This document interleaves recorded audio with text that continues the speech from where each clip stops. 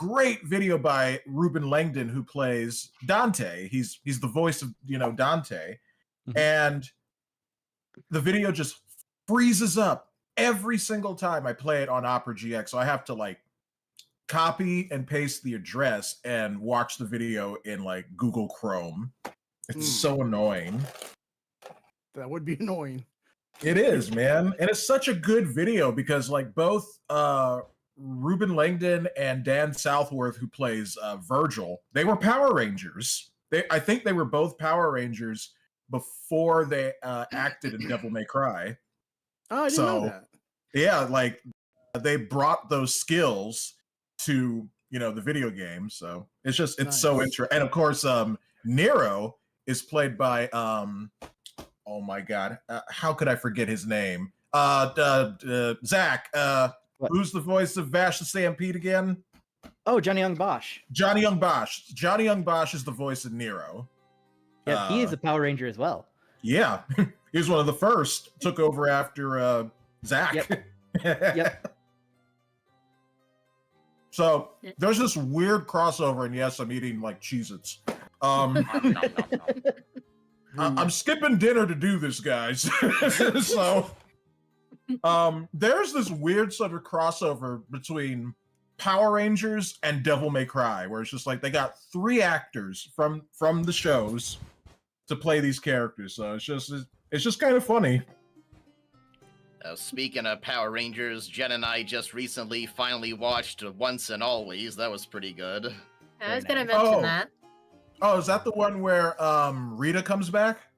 Yep, yeah, Robo that's Rita. The new one, yep. Yep, and it's like Zach and Billy.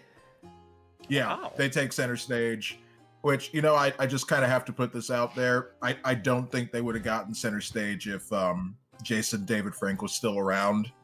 That's nothing against him, but he was like very popular. He was the Ranger.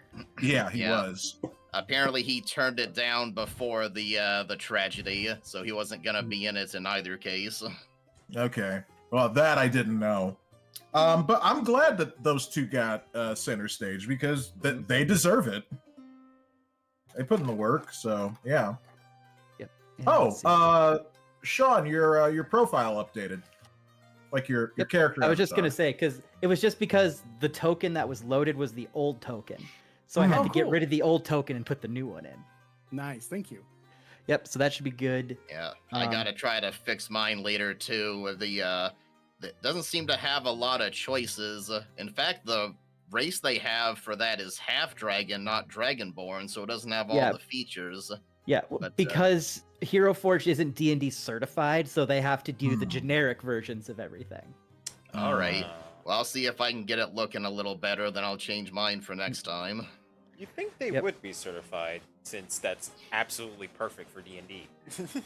It is, but I think they're worried about, one, because Wizards of the Coast would want to cut. Yeah, that makes sense. And then it might limit them because they also work on other tabletop games, like sci-fi games and stuff. Oh. Yeah. And so Hasbro Wizards of the Coast might force them to say, yeah, you can do this, but you can only do D&D and D&D adjacent. Okay. But yeah, also, Trickster, if you didn't see it, there is a link in the Discord. I got the music and sound effects working. Yeah, I set that up. Oh, yes, you'll want that. You are now experiencing Fantasy Plus. And I see an illustration that reminds me of that Naruto scene. That's so good. Nice. It reminded me of Neverending. Is it Neverending Story? I believe so. Am I thinking of Neverending Story? Yeah, it reminds me of something. Oh, you mean the music? No, the image, like. Oh, the image. Oh yeah, let me look at that again.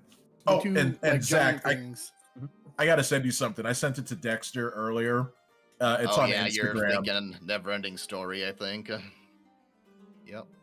So the voice actors for one of the characters and Ed and Eddie met up with the original voice actor for Kid Goku.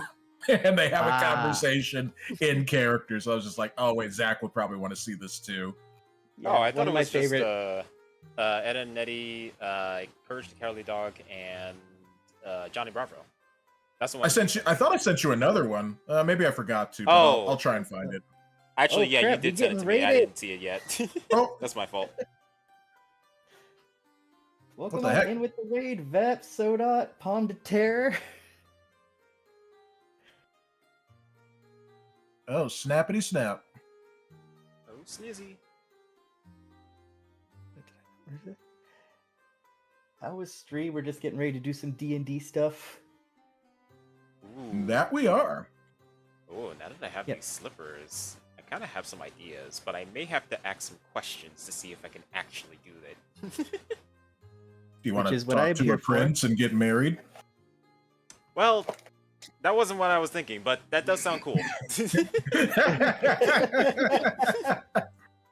Look, they fit my feet. Who are you? It doesn't matter.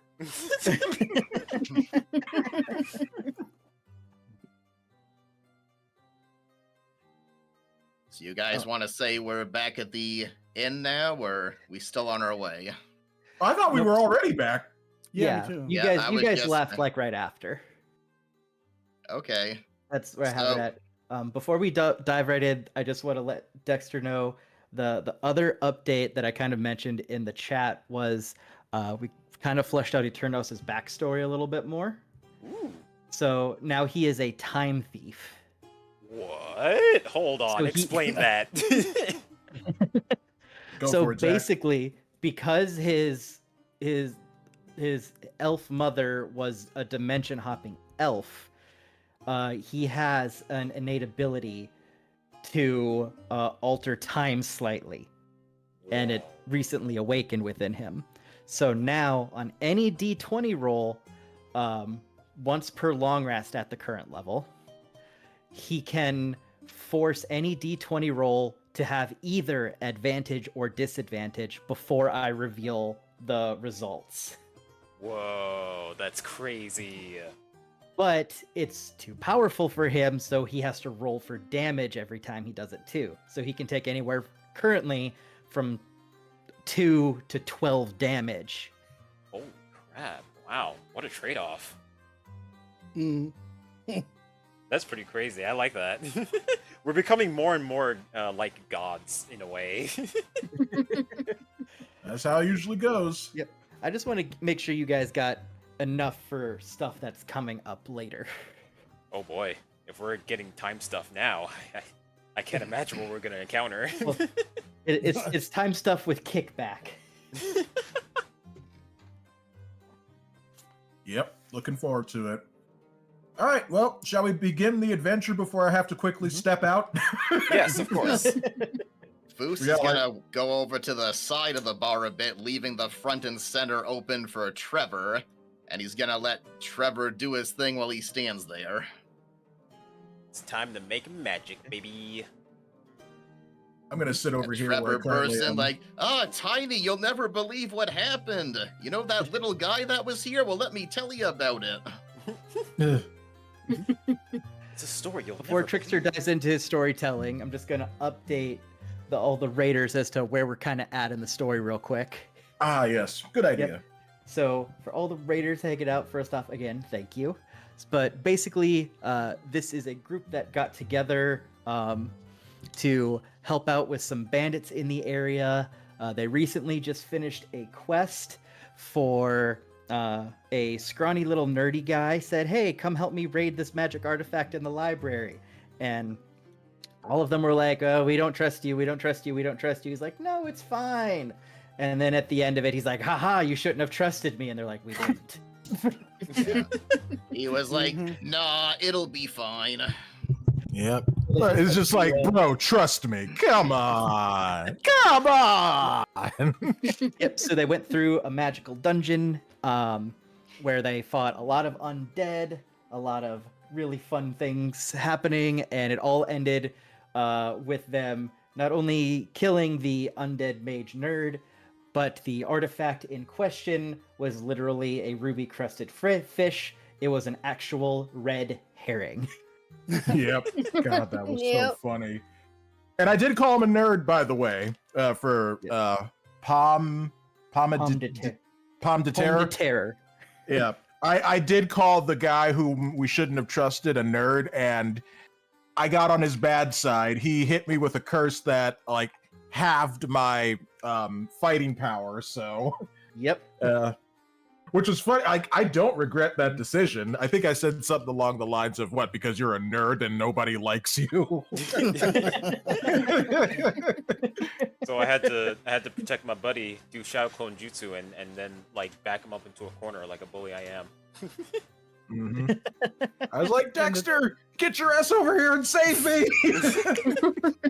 And the guy like sold it so well. Didn't he end up like losing his bowels or something, or like his bladder? Yeah, he peed on himself during the course of the trying to get your guys' defenses down.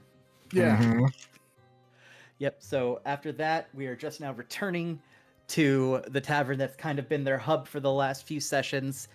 They get to hang out with the biggest, burliest bartender named Tiny, who is nothing but a bunch of fun, big old jovial man. Yeah. He's great. I like him. I didn't make the best of first impressions with him, you know, dropping the hammer on the ground and making a big scene out of everything. I'm sorry about that. You were asserting your dominance. It's all good. Well, I was operating on pure like anger. I wasn't thinking straight, so. But I've since calmed down a little bit, just a little. Yeah. But yeah, that's about where we're at now. You'll probably learn a little bit more about our ragtag group as we progress. But so as it stands right now, it seems like you guys are trying to impress Tiny with your adventures. Yes. Well, those guys are. I'm just kind of sitting here at the table with Eternos, and I'm just eating and chilling. And I'm telling them like, you really should have kept that money for like the 10th time. Oh yeah, we should update. So chat. Eternos here, our rogue, pickpocketed like, was it like 500 pieces of gold? Like he stole the whole pouch. Yep. Of this guy, and then he felt bad, so then he put it back. Yep. And then I after was the killing him, distraction. And so then Never all the again. gold disintegrated. Yeah, I did a move that I didn't realize was gonna, you know, disintegrate the money too. if I knew that was gonna. It wasn't you, it was the fact that he disintegrated once you killed him, and all his stuff went with him. Yeah. So. Kind of like a fail-safe There- when you die. You just disintegrate everything. Oh, so Zach, so like if we had killed him and Sean had kept the money, would the bag would have like disintegrated with it? No, Anyway. you would have kept the money because it wouldn't have been on him. Oh. Yep. Eternos. I like you. You're great. That Foos guy, I don't know about him. That Trevor Trickster, he has potential. Jen, I never want to get on her bad side. Oh, no.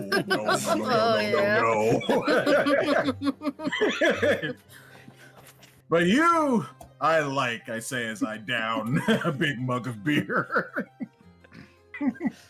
As Jen's probably just sitting at a stool swinger like, tee-hee, I'm a weapon of mass destruction. Hello. She's, Pretty you know, much. just like the VLDL thing. She's like, I'm just a girl. Hello. All right, Yeah, so- Trickster, I think we're all set. Alrighty. So I'm just regaling Tiny about our adventures, but in a more exaggerated way, right? Yep. Nah, there's no need to exaggerate. You're right. But, just do it flamboyantly, that's I would say. Yeah, I'll just be totally truthful as to exactly what happened. Yeah, but add a little flair to it. Of course. Tiny. Trevor comes up to Tiny, and he appears excited, and he's like, "Tiny, you'll never guess what happened in our adventure. It was extraordinary. Let me first tell you what we've gotten. This ruby-encrusted fish I take that out and I put it on the counter since I'm actually carrying it. Behold its majesty, its gloriousness. This is by far the greatest item I have ever put my hands on. And you, of course, probably haven't seen anything like it as well. This thing, we went through thick and thin to get this fish, to get this treasure. We had to go through a catacomb of old scriptures and books in order to get this priceless artifact. Oh boy, we had to go through traps. We had to go through monsters. I think there was a mimic at one point. But we prevailed through. We succeeded. And we've gotten this magnificent fish. And Foos looks over at Trevor. He looks back at Tiny. He's like, yes, quite. So would you care to purchase it, Tiny? Would look great on your mantelpiece. Nice conversation piece for future patrons. All right, here, let me do a little quick self-roll here. Magnificent. Oh my god. Perfect. Oh, puns! My one weakness across all dimensions. Oh. I'm like Superman with kryptonite. No, not the puns. Oh, I can't. I hit the wrong thing. Apparently, I can roll for you guys too. Oh, Oh no. that's convenient, I think. I'm gonna fall out of my chair from the pun. Turnos is just gonna look at me like, "You okay there, buddy?" No, the punch. It's too slow.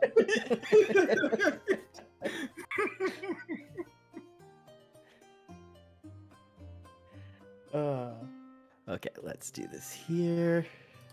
Let's Who actually said roll. that? This is someone else in the tavern. All right, so Tiny kind of laughs to himself. He's seen a lot come through this tavern. He takes one quick look at it and he's like, might be a little too classy for my taste. All right, Foos puts it away. He'll try again at whatever shop they end up at. But he's going to tell Tiny about the ornate statues that they found, and he's going to ask if he knows anyone in town who might be willing to go and excavate those in exchange for a finder's fee. He's like, he takes a quick look and he's like, we got a lot of jewelers and gems workers and metalsmiths around here. But this might be a little out of their realm. This area kind of mostly deals with the people who aren't here for more than a couple days, so it's usually people trying to make a quick buck.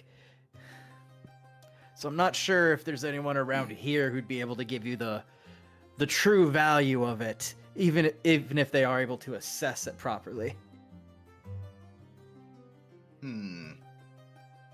Well, let's mull that over for a little bit. We did want to ask about the location of where you can get some draft horses, carriage. I need carpenter's tools, and there was something else. Oh, we wanted to stop by blacksmith if there is one, see if we get any gear upgrades. So maybe you want to do all this as a narrative and have us make some rolls just to speed things along, or it's up to you. Yep, I'll probably do it that way. So I guess the first thing I would have you guys do is, are all of you going to go do everything together, or are you going to split up and each person take something? I Or like- do actually want to split up and do one thing. I'm going to get up from the table here. I'm going to saunter over to the bar. I might be a little tipsy. I'm going to say, Tiny, friend. Not that you're tiny, but never mind. We went through an ordeal. And you mentioned that this town is really more about making a quick buck. And I lean in real close. Are there any brothels around? And then Trevor, hearing that, walks towards Thunder Trap and is like, did I hit brothels? And then I shove him out of the way. Quiet, you! This is my adventure. You're not tagging along. No, I'm just kidding. Come here, buddy. Hooray! I fully expected that if you did shut him out, Trickster would have been on the ceiling with his spider slippers at the Yeah, watching me in the process. Trap just looks up, sees Trickster. Hello. Oh! Okay, first of all, that's impressive. Second of all, get out! Okay, so Tiny, he also leans over the table. He gets real nice and close. He's like, you are a man of the finer things, I see. I too am a man of culture. And he's just like, what are you looking for? Human, preferably, though I've been curious about elves. Oh, Thunder. Just a little. You naughty man. Hey, we just survived a death-defying ordeal.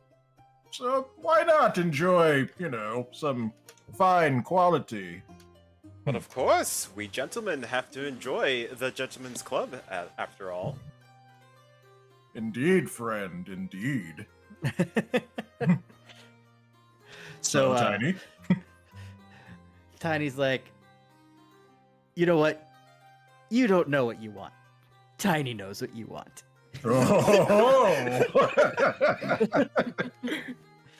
And he reaches underneath the bar, pulls out a little bit of parchment and a quill. He writes a little note on it. And he folds it up and hands it to you. And he says, Come he on. says, Go to the ticklish gods. Ticklish gods. Okay. They're- Do they have... They're just a little bit down. He points kind of down the road and to the left a little bit. He's like, they're a little off the beaten path, still within the town, but give the person at the front desk this and tell him Tiny sent you. You got it, friend. I'll let you know how it goes. Voice. So I guess those two are leaving. Well, Yes. Jeneth is a priest and Foos is as non-human as you can get, so there's not gonna be much in town for him. So I guess we're gonna go do the chores. Yeah. I Yep. mean, you don't know that. Yeah, reasonable assumption. All right. I'll Foos be is like- trying to tend to business, and these two are chasing the sensations of the flesh. So he's kind of like, So about those that general store. So I guess we'll do we're gonna do that stuff. Sean, All what do right. you think you're gonna be doing? Well, hold on. Before he answers that, I'm gonna, grab Trevor like around the shoulder. We're gonna walk away, kind of smiling. Then I'm gonna gesture towards Eternos, and I'll be like, Eternos, come with us. We're going to have a fun evening. Jovial time. Indeed, so- friend. I don't know much about you two outside of our adventures, but I feel like I need to come and at least keep an eye on you guys. A chauffeur. I knew I liked you. He'll be the responsible one. Perfect. Our so-called driver. Let us be a triumphant trio. Let us be off. Woohoo! Yep. Woo! I'll just leave that there. And that's the story of how the three of them all caught syphilis. Hey, I mean, there could be magic STDs. There would be.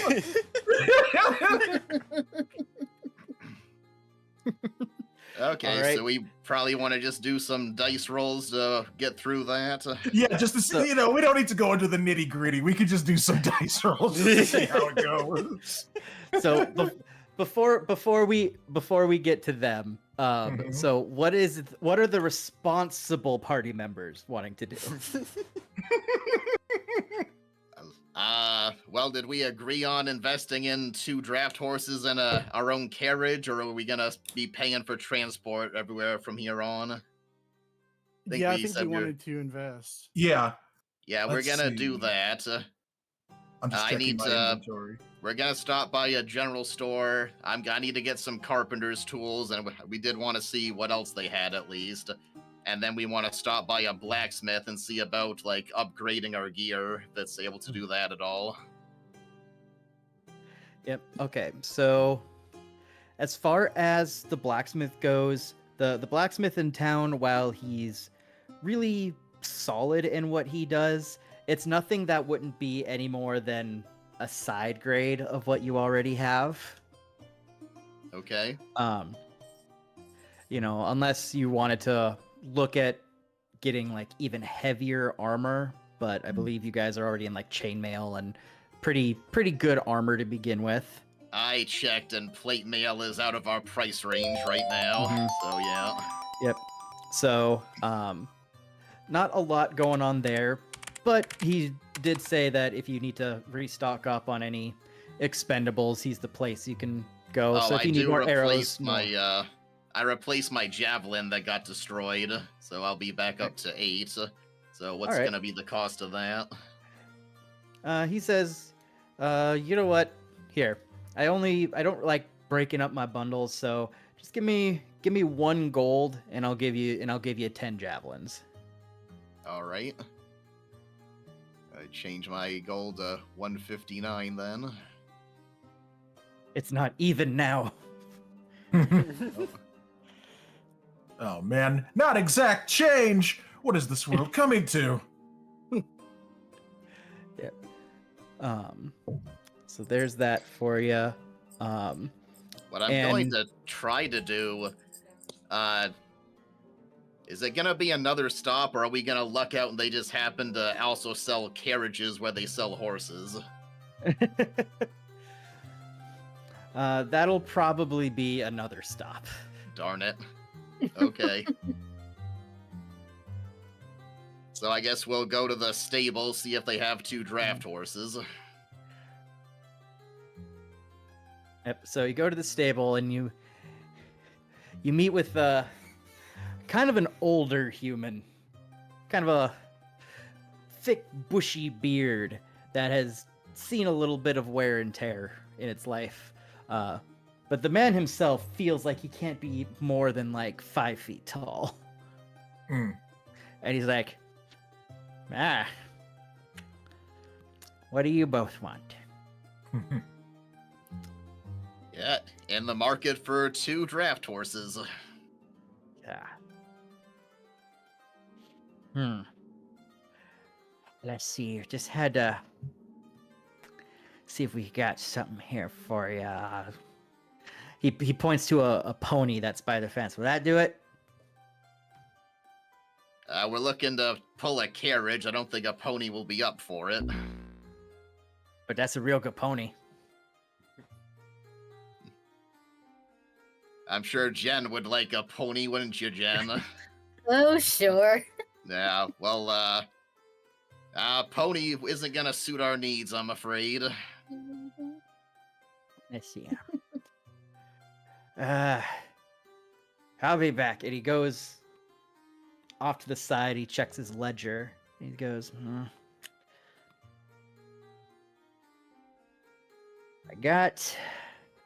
I got 1 horse left that I can sell. All the others are too young. I don't think one horse is gonna pull a carriage and all of us in our gear by itself when I was doing the math on that. What do Yeah, you it's- guys all think? Maybe get to the next city, try again, or Can't.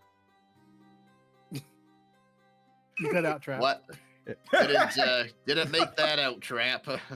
Sorry, I was being very jovial and saying, "What? Couldn't hear you having too much fun."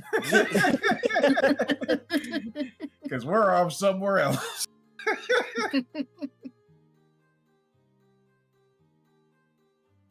Let me check something real quick. In the meantime, we tell them we might be back and we're gonna go check on the carriage, see what the situation is there, if we can even get one of those. That's a good idea. Oh, is there All another right, raid? so while you guys head, yep, just got another raid. Nice. Oh, nice.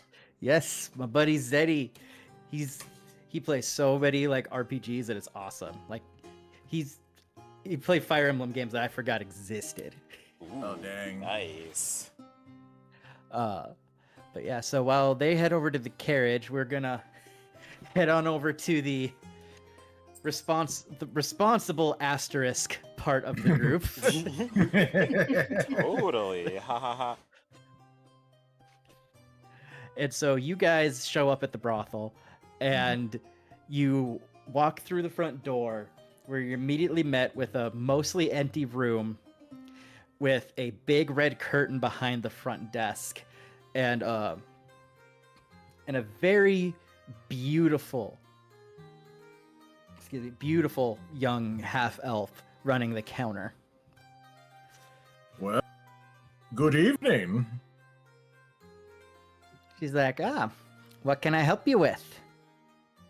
My friends and I have just had a close encounter with death, and we would like to celebrate. We were told that your establishment had what we needed, and we were recommended to you by one tiny. Do I know his name? Like, do I? Yeah, remember his... you know his name. Yeah. Well, it depends how drunk you are if you remember his name. I'll probably just go with Tiny. Okay. By a certain tiny fellow, if you know what I mean. And then I hand over. What was I given exactly? You haven't really looked. You just know you were given a piece of paper that he folded up and handed to you. Oh yes, and I was supposed to. I don't even know what I have. Here. It says Thundertrap likes horses. They probably would. That's where all the rest of the horses went. God dang it! Oh, I knew it was gonna be one of these kinds of nights. So you hand it. She unfolds the paper. She looks at the paper. She kind of smiles like, Oh no! and she just goes, "Oh, Tiny." She tucks the paper in the front part of her dress, and she goes, "You three come with me." All right. Well, boys, And- shall we go? I say we shall. I mean, I'm And- just here to protect you guys. It's your choice, Eternos. If you want to stay back or if you want to go with them, you absolutely can. Oh no, I'll go with them. Okay, so she takes you guys to a big room lit by candlelight with red shades over it, so everything feels very lustful and very erotic. Very sensual. You see people drinking. You see women of all species in various levels of disrobement. Interesting. Okay. Don't look at the screen, children. This is D&D After Dark.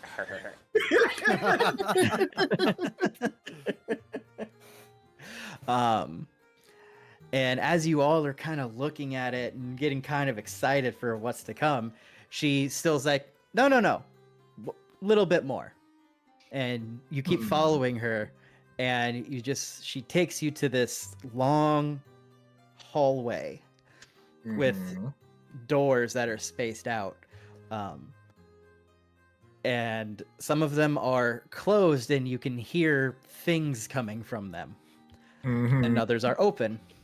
Yeah. She points at Thunder Trap and goes, "You should probably take room 7."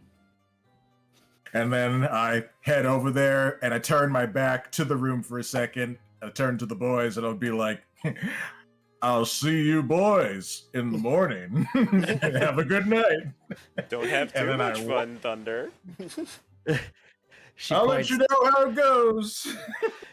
She points at Trickster and goes, "Room 12." Ah, thank you, madam. And she points at Eternos and goes, "Room 13." Against my better judgment, I will go. He's with the in crowd now. Yep. Thinking at least one of those rooms has a succubus in it. Probably. Yes. I'm like Thor in the third movie where he sees Hulk and I'm like, yeah. It's my buddy Hulk.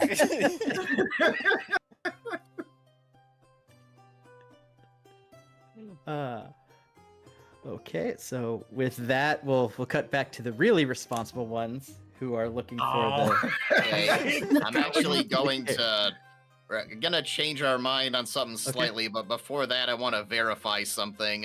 What Okay. I'm seeing is actually if a draft horse is pulling a vehicle, its pulling capacity goes from 540 to 2700 is what this says. Is that something that you'd agree with? I don't really pay attention too much to that. Like, as long as Okay. it's a reasonable amount for the animal to be pulling. Yeah. It Like- does seem that one horse could pull a carriage is what I'm getting at, after all. I just didn't realize. But, okay, so we're actually going to go to the general store first, and I'm going to try to sell him the fish statue. Oh, good Okay, idea. so right off the bat, he is uninterested. Really, Ugh. he's mostly like general goods. Okay, I will be right back, but you guys continue on, and I'll be back in like 10 minutes. Leo. Okay, I'm going to hold off on buying my tools for now, just in case this doesn't work out, but what else does he have for goods? He's mostly all the general things. Like if you need some herbs, if you need some spices, if you need tools, dry goods, all the Okay. stuff you basically need to prep up for kind of a general trip. I Do you think all happen of to our have holy water? rations should... What, Jen? Just wondering if you would Zach happen to have. decided you use your spellcasting Oh, focus, that's didn't you? right. Yeah, Oh yeah, that's right. Never mind. yeah. What was I gonna say? Our rations are full, probably. Yep, unless it becomes like a super long trek, I'm just gonna assume that you generally are keeping track of your rations. All right, so we're gonna head where we can hopefully find a carriage then. Okay. You can actually get them at the general store too, because it's all sorts of things meant for traveling. So All right, he's so got a couple left. They're a little beat up. You can tell they're used, but they should get the job done. Yeah.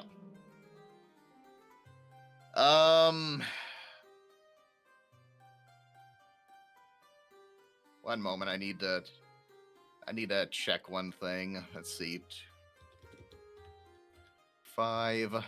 So before you guys all took off to the brothel, what do you say you each contributed 40 gold for this errand that Jen and I are running while you're off having a good time? That way we don't have to chase after you for it later. Sure. Makes sense. Yep, and we're gonna say yes for Trap. We're deciding for him. Okay. So that means we have an additional 120 gold. So we're gonna go ahead and purchase the carriage and the one horse that the guy had. And we're gonna drive it on back to the inn. All right. So you have that. You now have a horse and carriage. So Jen, you want to reduce your... Hold on, how much was one draft horse? Because it was 1, not 2. Draft horse was 50. It was 150 altogether. Does that include like the bridle and all that stuff? We'll say that you got all. We'll say that that's all included. Okay. 150 divided by 5. So actually, everyone wants to reduce their gold by 30 on their character sheet. All By right. 30, okay. Yep. And I'll do that for trap on my end here. Yep. I'm at an even 100. Let's see. Skills, action, inventory, total currency. So let's see. It was how much each again? We're taking off 30. 30. Yep, and according to the write-up, a carriage actually provides basic bedding for long journeys, so we'll be all set for long rests and everything as well. Sweet. Yep. I'm not too worried about necessarily having bedding because you can sleep anywhere there's a flat surface. That makes sense. Just how comfortable you want to be. And I think we have like tools to make a fire, so yeah, that makes sense. You also Oh, have and I 2 will magic say- users who can Yeah. probably help with that too. Oh heck yeah. I will say that I swung back to while I was at the general store, I got my carpenter's tools, so how much is that gonna be? Let's see. Carpenter's tools D&D cost. They're 8 gold pieces. Ouch, okay. They're very specialized.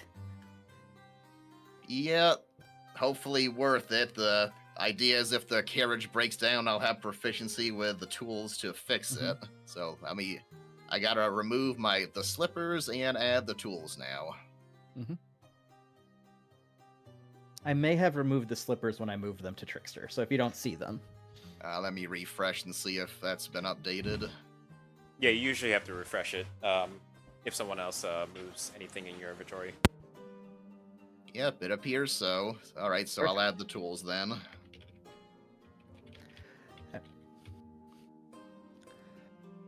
Oh, didn't do that. All right. So then if you guys have... Let's see here. Let's go...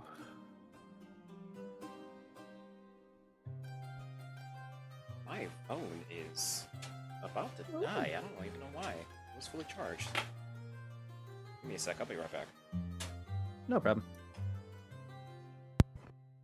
There we go. Now you guys have a horse and carriage parked outside. Yay.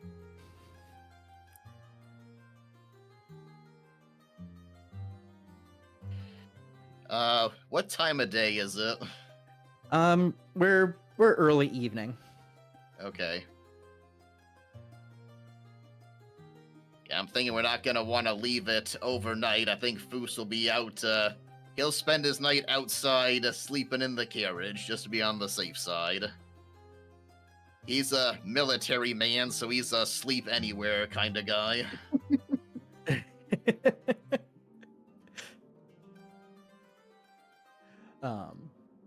Tiny does mention that there is a stable around back that you can park stuff by, so it should be All pretty right. safe back there if you trust him. Yeah, should be, says the DM. It should be. Yeah, I'll take Tiny at his word and park it in the stable. Okay, I'll move that back here.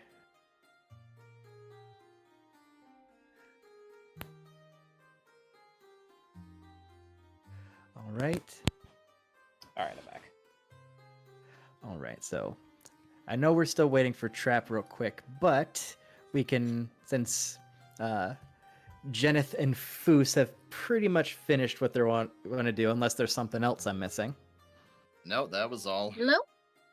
All right, so we'll just have you guys kind of be back at the tavern then, getting a good meal, and you guys get your first choice of rooms. Yeah, I think we'll take our normal room up here at the top. Perfect. All right. And now let's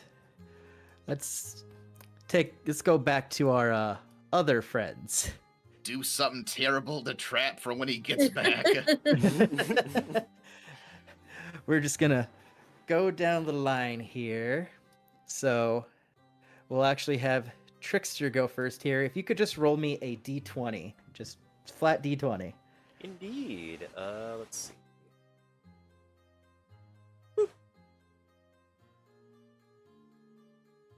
Dang. Okay. Somebody should roll a 1. I'm guessing you don't want to roll a 1. All right.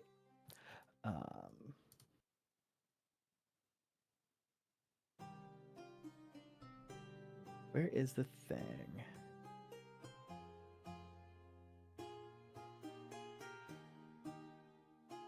Here it is. Okay, so we'll convert that.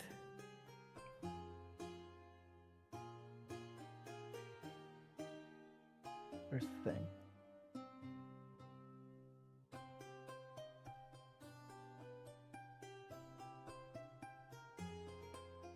All right.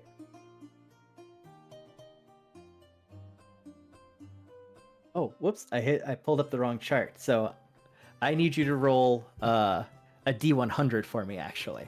Oh, okay. I believe this is it. Okay. Roll. I am back, everybody. Ooh, we're doing a Oh roll. no! Oh, I what? just said don't roll a 1. How did I do Why? that? My Wow. first D100 and it's a 1. What is... My Oh, luck is so dear. weird. Yeah, we were hoping this would happen to Trap. Yeah, no. Oh, just so you know, Okay. chap, we've now got a horse and carriage, and it's in the stable out behind the inn. Also, your wallet is a little Hey. bit more light. Yeah, we took 30 gold from you. Oh, I mean, yeah, like you guys are buying stuff. We're going to a brothel to pay for services. So, yeah, I expected money to be gone. All right, Eternos, if you could roll me a D100. If you hit Sure. anywhere between like near a 90, I'm going to hit someone. Okay, you're safe. 26. All right, now Trap, if you could roll a D100 for me.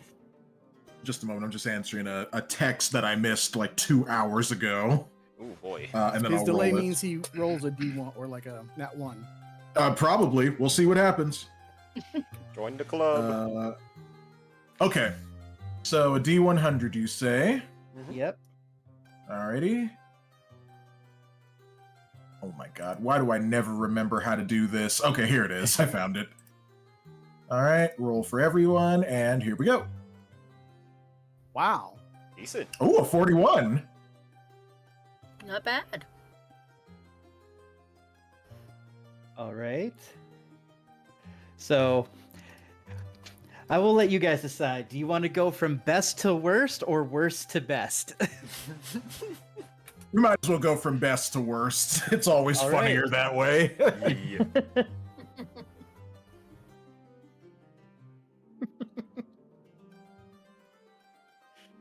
All right.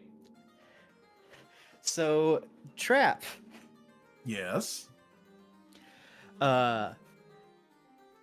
In the dark room, Mhm. you see a slender figure kind of peek her head in the door. Alright. And you hear her say under her breath, "That'll work." as she peeks her head out and closes the door real quick. Okay. And then you hear the door open again, Oh. and you get a little excited, and when you look, the slender figure has been replaced by something very large. Uh-oh. Oh boy. Oh. Where is it? Oh, here it is.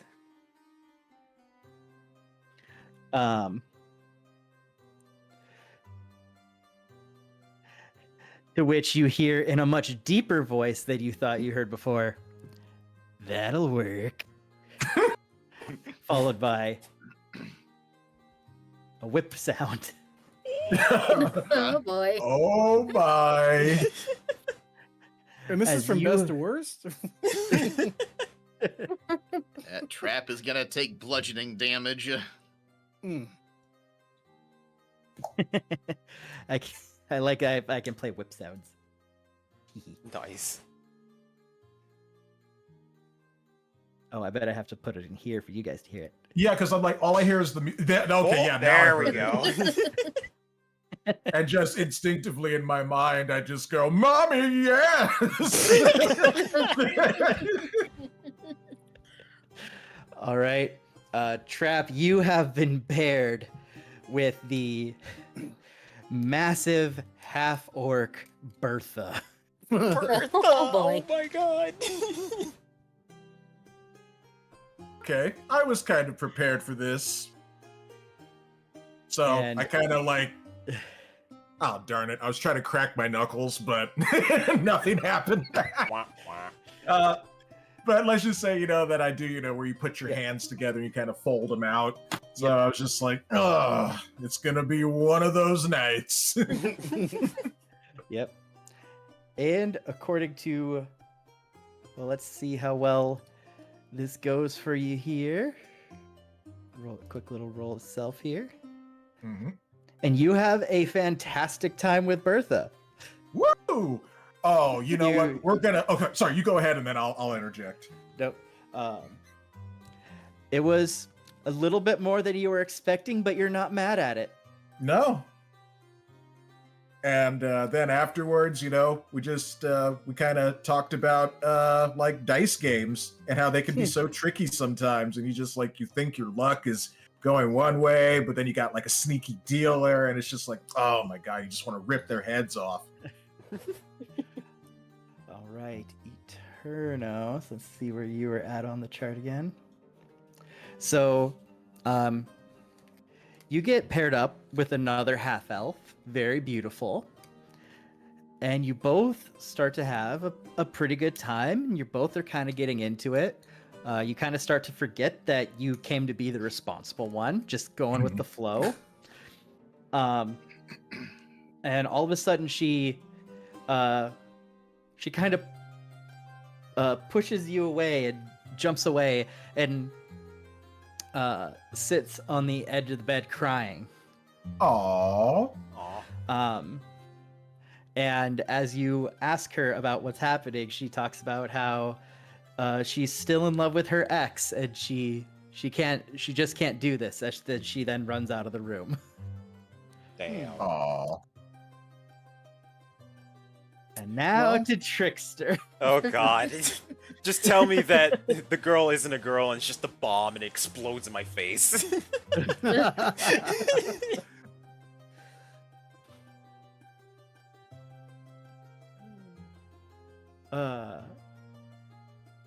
So, Trickster, you have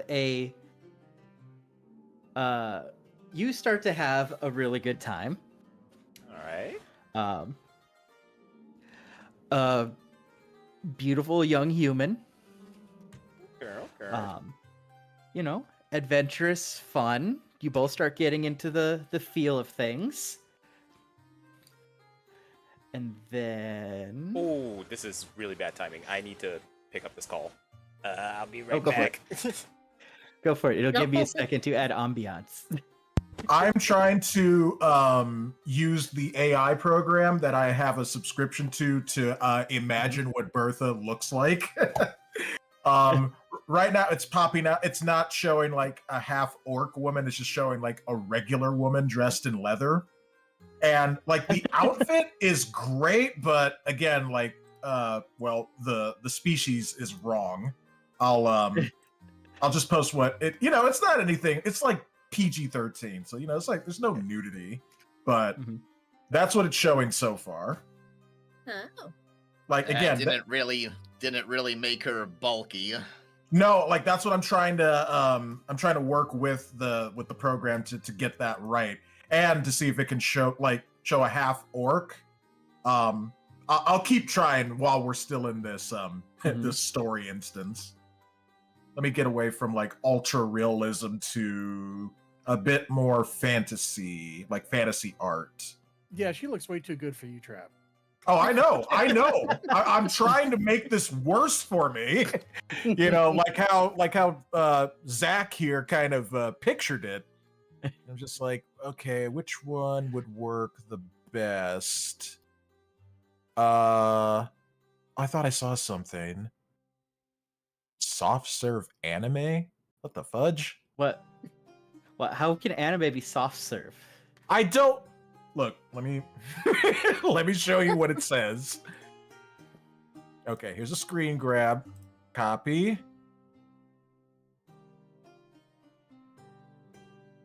Come on. That's what it says right there. Oh, okay. So it's fake Ghibli style. Yeah, exactly.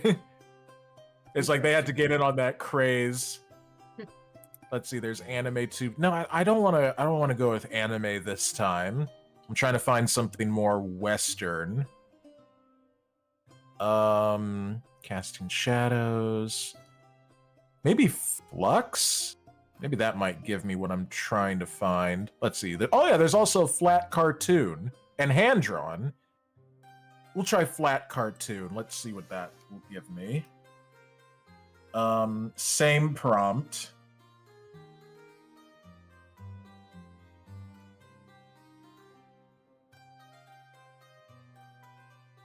Oh, that's not right at all. She looks more like a sorceress. No, like, okay, well, I mean, this is kind of fun, you know, to show you all of the failures, but it's not what I'm trying to... Look, this is the prompt that I wrote. Show me a beautiful half-orc woman dressed in leather and she has muscles. How do you get that? Yeah, that doesn't. That don't line up. Yeah, does not compute.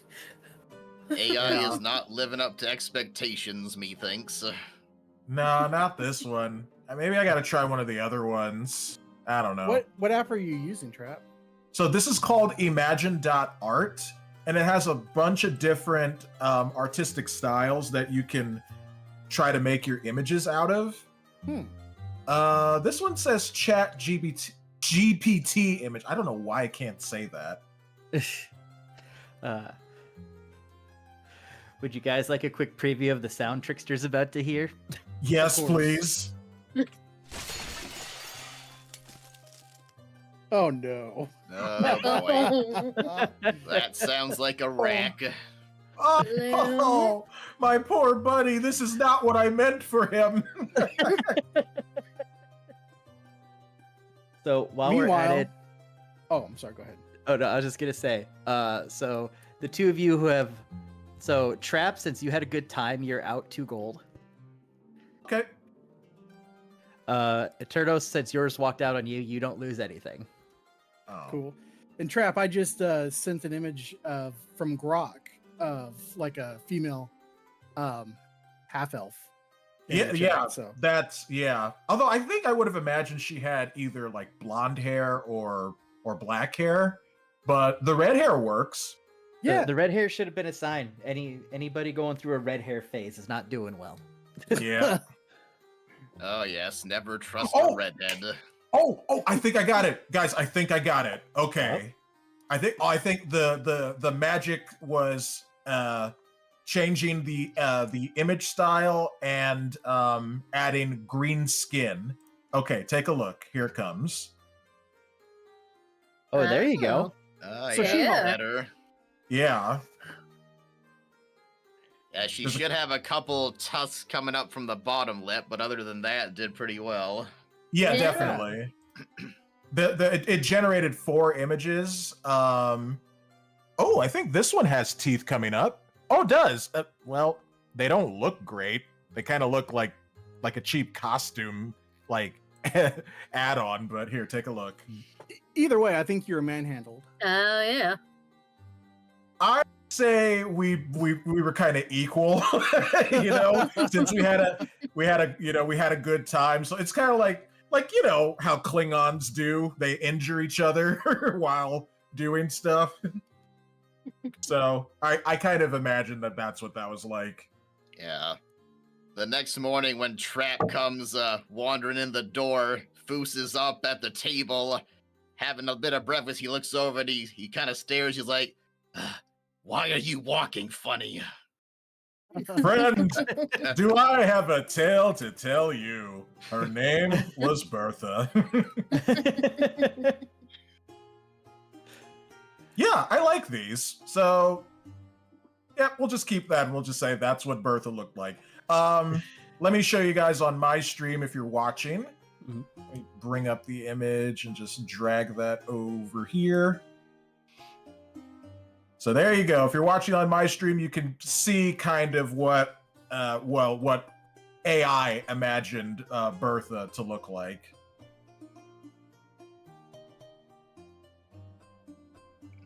Yep.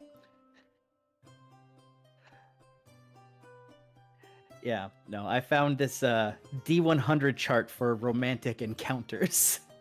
Nice. I figured you'd be prepared for something like this, so that's kind of why I wanted to throw that at you.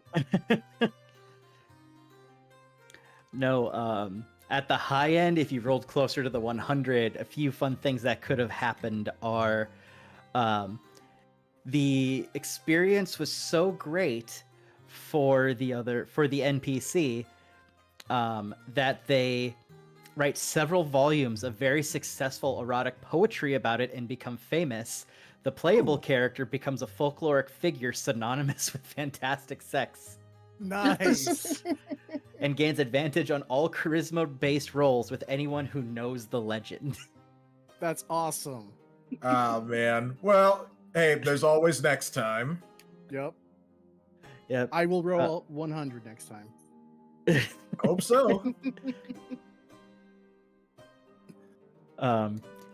There's one on here that would have been funny. It's a the NPC gives an unfavorable rating out of 10 to the playable character. Oh. Oh, I'm back. Wow. Oh. Gonna say I think Trickster's back. Okay, Good. so Dexter, take a look at the Discord chat. I used the AI program that I'm subscribed to imagine what Bertha looked like. It gave some kind of bad prompts at first, but then on the fourth attempt, I got it right, or close enough, I should say. Oh, it's Tinkerbell. Yep. So anyway, Dexter. So while you're having a good time with your, we'll call her your new friend, you hear this noise. As the door is broken down and her jealous ex barges into the room. Oh God. Uh-oh. boy. Even in your panic, you can tell that he is clad in armor, and you recognize what seems to be a very high-ranking sigil on the collar. Oh, Okay. Out the window, bro. no. Now's the time to use those slippers. Yeah. Oh, man, you're right. I gotta use my gifts. Before I go though, I'll be like, I know this looks bad, but and I just bolted to the window. I can't Alright. think of any trick. As Uh, you go ahead. run to the window, I'm assuming at best half naked. Like he's got no pants. He's like his upper half. He never got off like the tie and the shirt or the hat, but the pants and they're just gone. All right. Let's see here. Oh yeah, because I have this app now, I don't even have to ask for this. I can check, and yes, that hits. Ooh. Oh my God.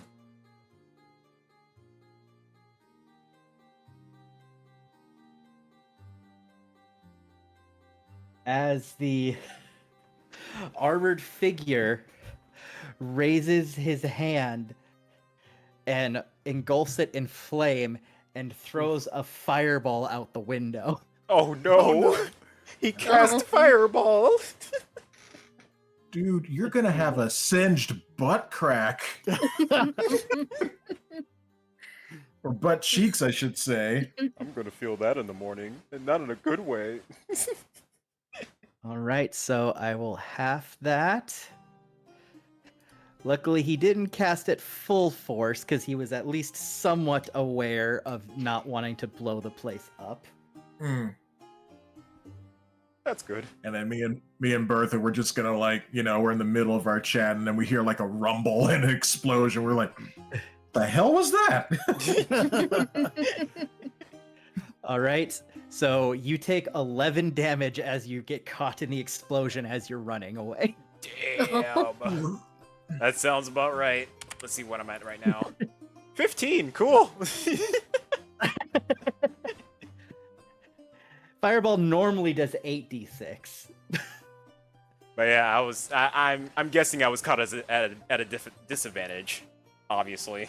Well, it was more so he didn't want to blow up the brothel Yeah. or his ex. Yeah, Yet. that makes sense.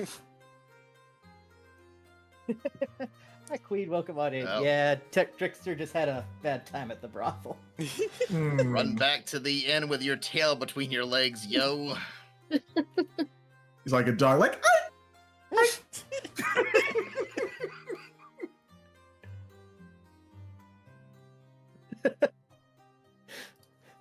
Thank you, Palm. All right, so you all show back up in the morning. Foos and Jeneth got a long rest. Eternos and Trap are more or less fine. Yep. Dexter, Trevor Trickster here is looking a little singed. Yeah, I'm talking with Eternos, and I'm like, yeah, so like we heard an explosion, but we were just kind of worn out, so we fell asleep. But where's Trevor? Right. And then Trevor walks in. Hello, Dude. Everyone. Where are your Friend, pants? cover your shame, man. I had a wild night. It got a little out of hand, but it was quite fun, I say, chuckling to myself.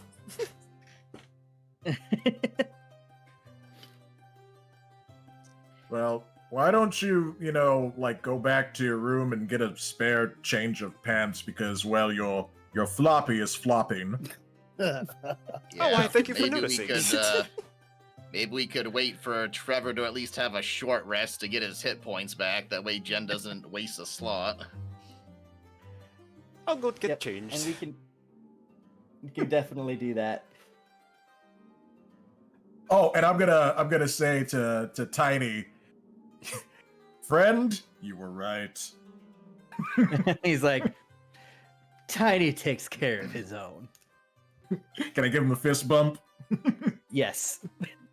Yes. I am going to come back to this tavern as much as I can, my friend. Right. Alright, so I guess we jump ahead by an hour for Trickster to finish his short rest, and Yep. And I Unless can do the anyone short rest has- here. yeah. So I'm just gonna do the short rest here. Bam. Yeah, I don't know how it works. Oh, I got you. You healed 8. Sweet. 8 Sorry, out of J- 11's pretty good. Sorry to hear about your night, Eternos. That was not what I had in mind for all of us, so my apologies. Well, I wasn't really going to experience much anyway. I was just trying to keep an eye on you guys. But yeah, it could have gone better. Truly. I will make it up to you somehow. Maybe not with another brothel, but some way. I would appreciate that. So as you guys all huddle around your third day at this inn, and while Trevor is resting, Tiny pulls out a piece of parchment.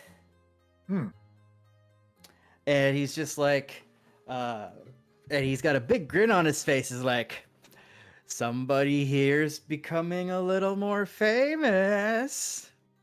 Huh? Hmm? Nani? And he and he hands the he holds out the parchment. He's like, if you remember our dwarven friends, they've apparently been talking about you to their other dwarven friends. Neat. Very excellent. Let me see. I know I have their names written down in my notes. Let's see. There was Magnus and Tholnak. Thank you. I actually just found it, but thank You're you. welcome. So, what have Magnus and Tholnak been saying? He's like, well, see for yourself, and he hands you the parchment. And as you look at the parchment, it's a letter from someone named Gundren Rockseer. Interesting. And in it, he talks about how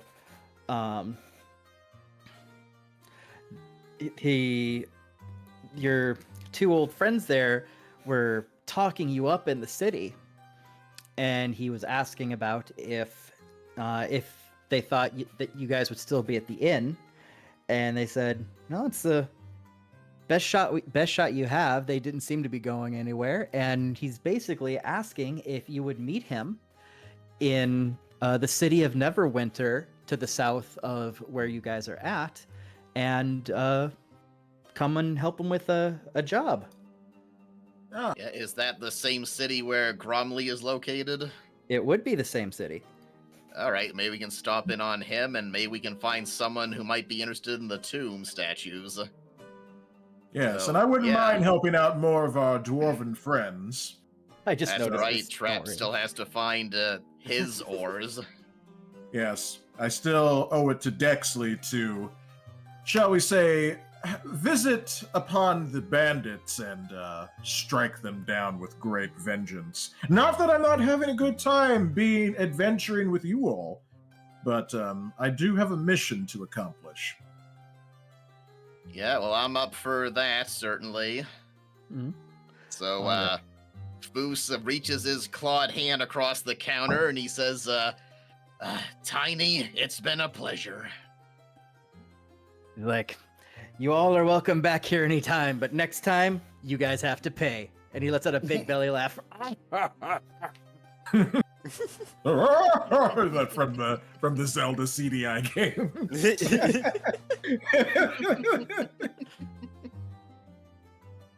It would be my pleasure, friend. Mhm. Well, So, before we go, I think Trevor needs to recover a bit. Well, I think this is happening during his short Yeah, this is rest, happening so- while he's sleeping and you guys are getting set up. Honk Okay. shoe, honk shoe. So do we want to, guess we can probably skip ahead to all clamoring into the carriage out back. I gotta get in the driver's seat. Oh yes, the carriage that surely you told me about as we all met up. Yeah. Well, the way we did it is we decided for you that everyone contributed to the cost before we went our separate ways. So you would have heard so- about it then. Once you guys got your adventure set and said that you guys were gonna go out, someone in chat played the One Piece theme. Perfect. Nice. Thank you. We for must that. find the nun piece.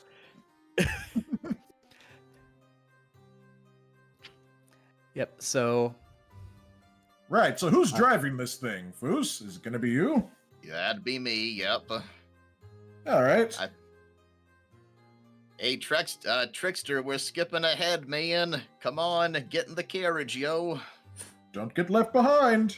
I'm coming. Scrambling, getting his stuff. Goodbye, you find Tiny. another You were change? a great host, and I love your bar and everything, and I'm so glad you let me entertain. Bye-bye. Deet. all right. So you are all in the carriage, and now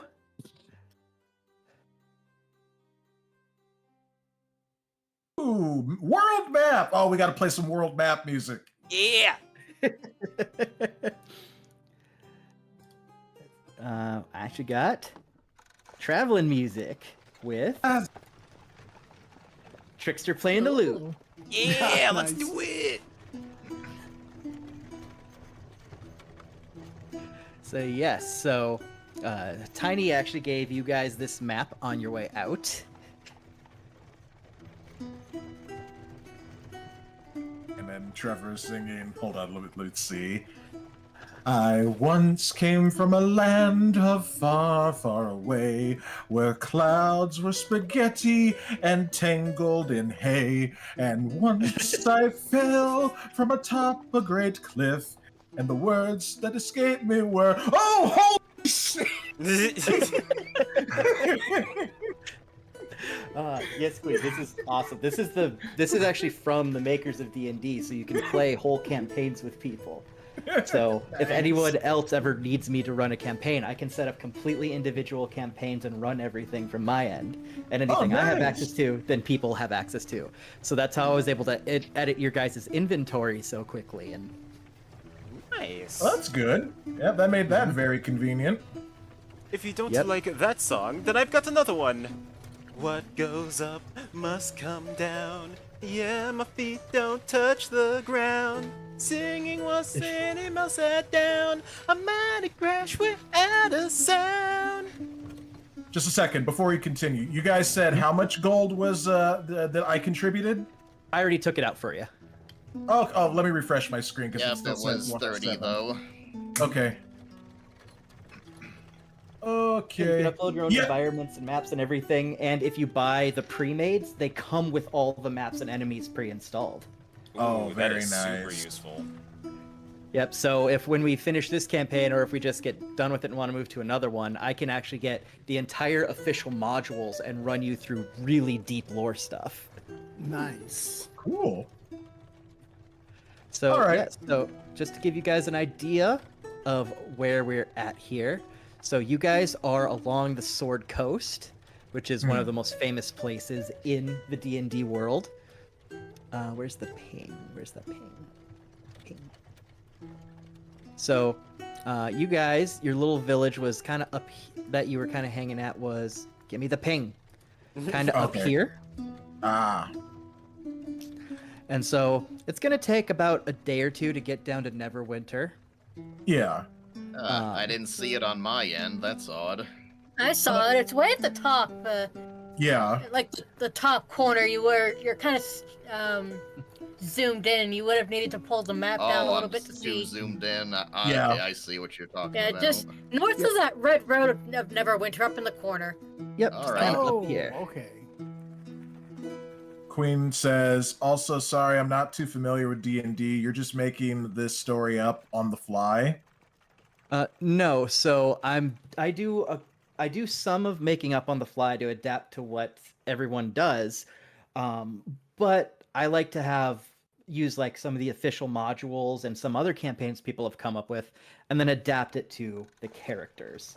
So this is adapted from one of the D&D modules, so then I can connect it in, because normally this specific module just basically throws you in to try to get you stuff, but I wanted to tie it into the story and into their backstory. So I've changed a decent few amount of things, but it also gives me the resources that saves me time so I can pull up maps like this. Yeah. Yep, so let me see here. So I'm going to do... Does All Thunder right. Trap want to visit the Thunder Tree? There's a thunder Yeah. tree. Oh yeah, thunder tree. Wow. That might not be a bad idea at some point. But, as I said, we have a mission. Yeah, going to step away for just a minute. Okay. No problem. Yeah, we're traveling, so this is the perfect time. Great Here we view go. This of is the sea right one here. On the right side. We got the I'm forest assuming on the you left. guys didn't want me to roll on the Cthulhu table for this. Probably not. Yeah, I think we're good. Yeah, we don't need any more horrors to deal with. You know, Trickster's had it bad enough for just one night. And Sean too. I He mean, didn't even get to party. nah. I just had to go to sleep. I mean, it was no fun. Yep. Just like laying awake in bed, like, why did I come along? Why did I do this? I could be doing anything else right now. Why are we here? Yes, but Thundertrap owes me a favor, so, I do indeed, and I will pay back that favor somehow. Let's see what we got here. Yeah. The Crags, Mount Hotnow, Star Metal Hills, Old Owlwell, Sword Mountains. Those mountains have swords? Oh my god! I'm looking at the south. Mere of Okay. Dead Men, Crypta Garden Forest. So I take it we haven't got ambushed yet. That's good. No, Nope, just do a few things here. Going from, let's see, you guys make up your own characters, right? Like from scratch. One be a werewolf for hybrid. So we use the actual like races and classes we have, but you can do anything as long as you work with your DM.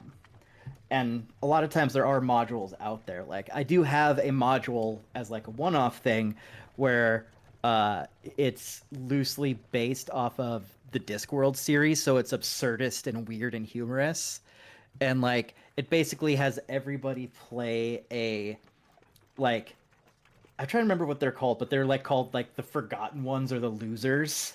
And it's just meant to be just a fun romp through a ridiculous world. That does sound fun. Yeah, it does. Yep, I have that one saved just in case. But yeah, so for going morning into afternoon, you guys don't really run into anything. Once you guys get to the afternoon, you do notice that as you're traveling down the road, you see what looks like a few hitchhikers coming up over the ridge. As you start to kind of crest a hill a little bit.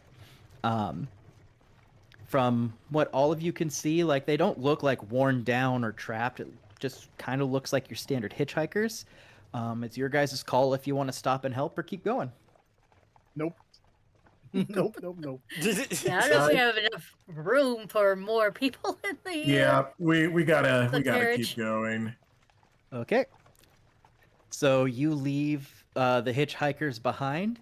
As you guys drive past them, you just faintly hear fading into the distance, "Fuck you!" I think he was talking to you, Trevor. Well, I do kind of feel a little bad. A hero shouldn't turn down people in need.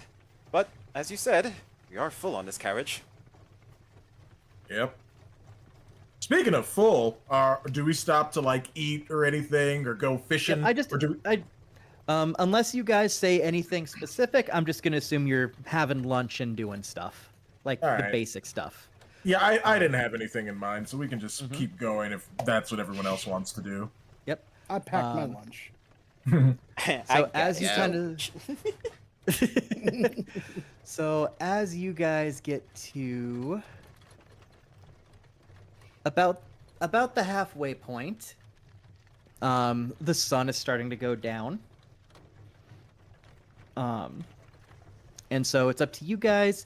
You know that if you keep going, you'd probably be able to make it to Neverwinter pretty late into the night, or you can stop to set up camp. Probably best to camp and get there in the morning. Yes, and besides, we have such beautiful scenery around us. We could set up a campfire. Trickster could, I don't know, set off fireworks. And, we could Well, just make a night Trickster of it. apparently has cooking tools, so he'll make us a nice meal. Ooh, I got just the thing. I always wanted to try a new dish, and I wanted to see if you guys liked it. Oh no, I was gonna fish, but it seems like we're doing this. Perfect. I'll use the fish to cook. Oh dear. Ooh, can I roll for any kind of fish that I catch?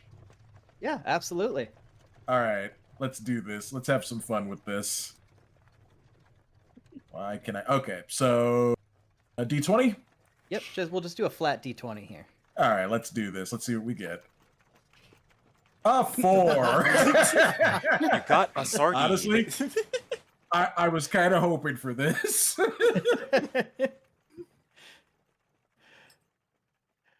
So, oh, hold on, I gotta get the campfire sounds going.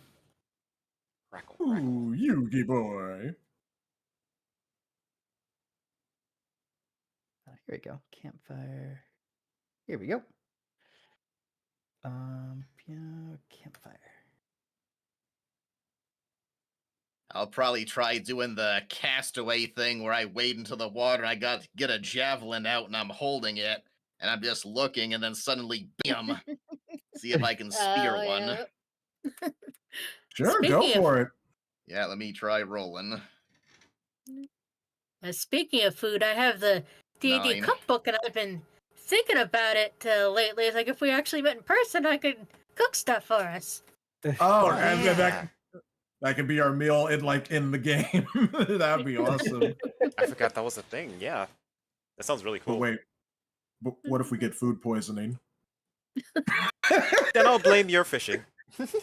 Oh God! Be like, oh no, I take 3 damage. Oh. Yep. But yeah, and so with that, let's see here. Oh, Gillian, did you roll your d20 see if you catch anything? Yeah, it was a 9. 9. Okay.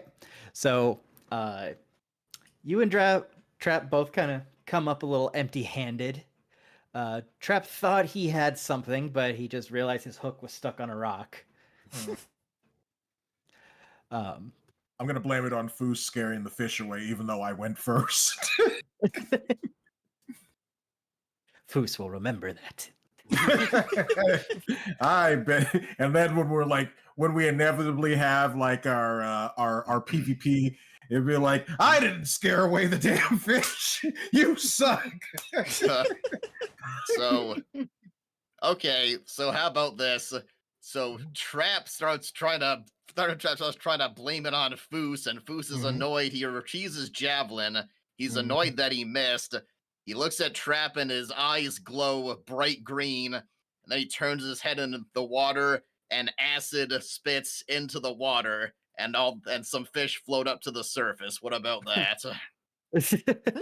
Not eating. He's like, I'll show you fishing. Oh.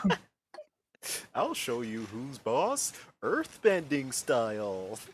Oh God! I said earthbending. Yeah, and I'm just gonna look at the acid melting fish and just be like, oh, you know Well, what? My thinking is the water would have diluted the acid, so they Yep. probably just died and floated to the surface. Mm, Well, it's not that it diluted the acid. The acid would most likely stay on top of the water. yeah, All and right, well, forget that then. I thought it would be funny. no, I mean it is. I'm just not eating yeah, that it's fish. You just made it impossible to fish because now if you pull the fish out of the water, they dissolve. Yeah. Oh yeah, that's true. So are there like woodsy? I would assume there's like woodsy areas around us, right? So you're on somewhat of a flatter area, like I said, around here, but you are kind of on the edge of the forest. Okay. I'll roll a d20 and see if I can maybe shoot something with my crossbow. Okay. All right, come on, Eternos, come in clutch again. 15. Oh, Nice. So are you just blind shooting into the woods? I mean, pretty much because we're on a path. Okay. Well, you can say you went to a brief hunting expedition to find something. Well, Not wander off too far, of course. all right, let's go with that. Okay, well then roll me your d20, see if you find anything. We'll do right. we'll do nature. 7. Plus your nature. What is that? Nature. Let's see. Characters, Eternos. got 0 on nature if I was doing this, so that wouldn't help. So your nature's a +0. Yep, +0. So no, I just flipped up Eternos. Eternos is +0 as well. Oh, his is +0. Oh, okay, I didn't know. Yep. So You kind of Oh, there it look is. around the edge of the forest to see if you can find anything. You think you maybe see some shadows moving within shooting range. But it's up to you if you want to try to use that 15 to shoot it. Yeah, I'll try. All This right. is gonna go so bad. So you fire your crossbow directly into the forest. It whizzes past like every tree straight to the shadow. Your instincts are right on. And just hold on, I think I have a thing for this. Oh boy. Yep. And it goes as it lands into something. But the thing doesn't move. Uh-oh.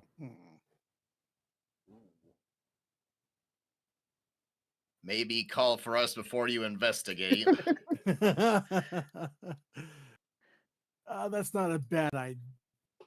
That's not a bad idea. So yeah, I will call for the party to come join me just in case. All right. And as I'm walking up, I'm still kind of giving Foos, some crap like, look what you've done. All of those fish, all of those catches, just ruined. Why did you do it, man? Why? Foos looks right in Trap's eyes with his eyes glowing bright green and says, Thunder Trap, you are starting to annoy me. Good, friend, because you are annoying. For right now, we're just heading towards where Eternos Yeah. is, though. All right, Eternos, do you want to tell them what just happened? Oh yeah. I will let them know that I shot and past all the trees and hit something and it's not moving. Okay, I ask Jeneth to use her light spell so we can take a look. All right, cast. Yeah, it's a cantrip, so cast light. All right. So with the light, you can see a little bit further into the woods. You can kind of see the silhouette of the thing that was hit and the arrow, and it is still not moving. All right, we'll have to get a little closer then. Friends, I think we should turn back. I think we should turn back right now. Well, we don't want this thing coming to kill us in our sleep either, But because we're why not don't? that far from the camp. But if it does come to kill us, I'm saying it's like I'm trying to whisper now. Not that it makes any difference. But if it does come to kill us, at least we can kill it in the open. We're going into its territory. I go What's over. the? I go over to you guys and I say, "Hey, I got a bit of an idea, but somebody's gonna have to volunteer for this. Why don't one of you go into there, see what the creature is, and if it's anything dangerous, I'll cast a message and talk to whoever volunteered and see what's over there." Okay. As soon as you said someone will have to volunteer, my instant thought was I shove Thunder Trap forward, but it makes more sense for Eternos to stealth his way forward and then for you to message with him because he'll be more likely to be undetected. Yeah, that's fine. I will volunteer. All right. Alrighty. All right. So Eternos is going to stealth up to the lumpy figure.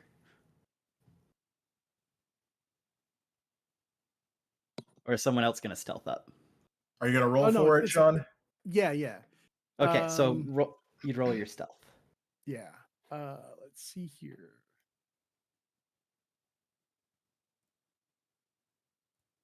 Probably bring up the dice roll. Ooh.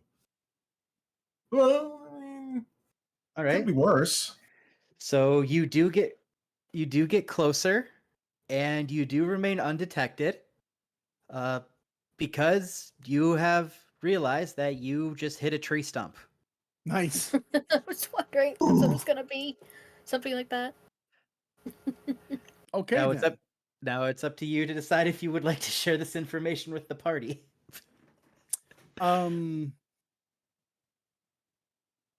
Yeah. I'm just gonna I'm gonna tell him it was something else and it ran away.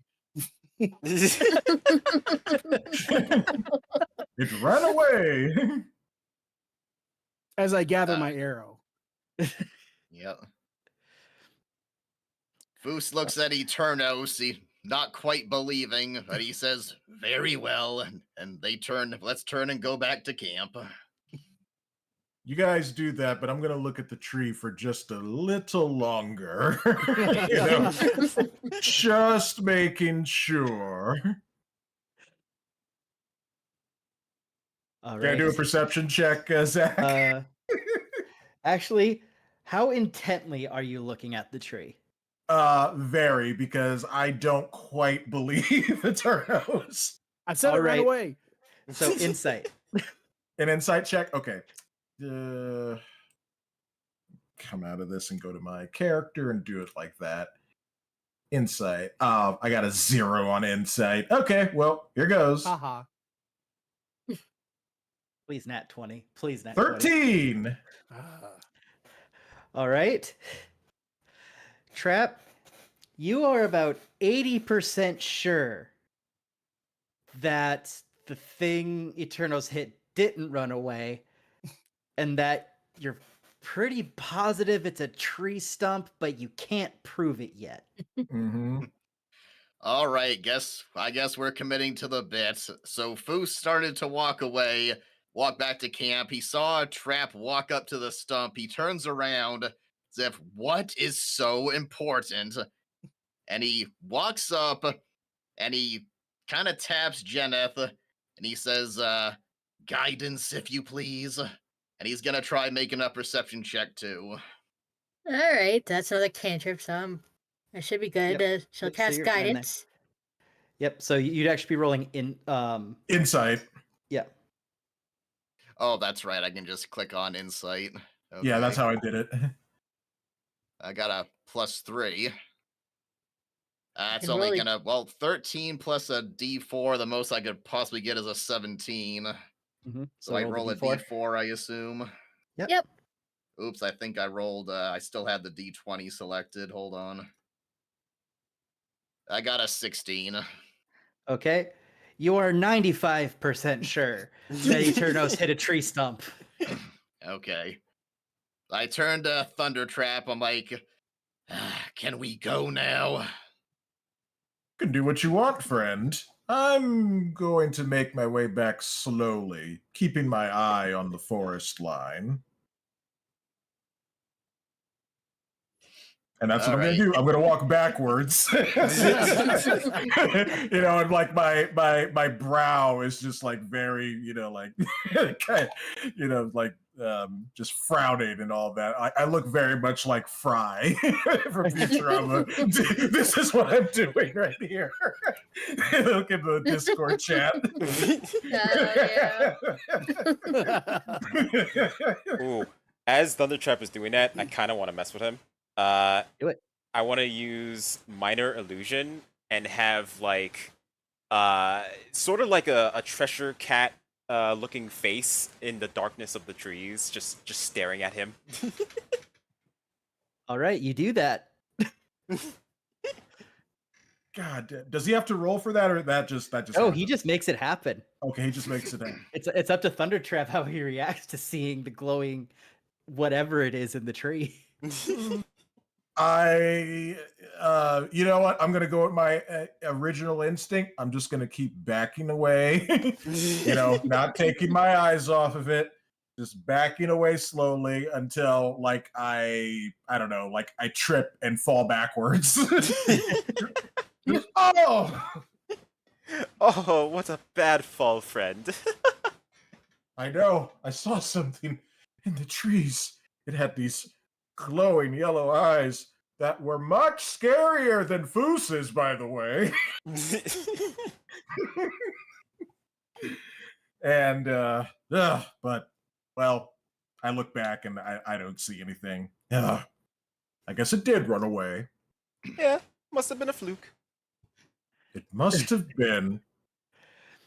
All right. So with that, we'll say that you guys hang out at camp till you guys go to bed, and you guys Yep, wake and up. Foos says to Thundertrap, since you're so worried about a stump, why don't you take the first watch? Oh, friend, I will. And when the thing comes out of the forest to come chew on your head, well, don't be like, it was a thing after all.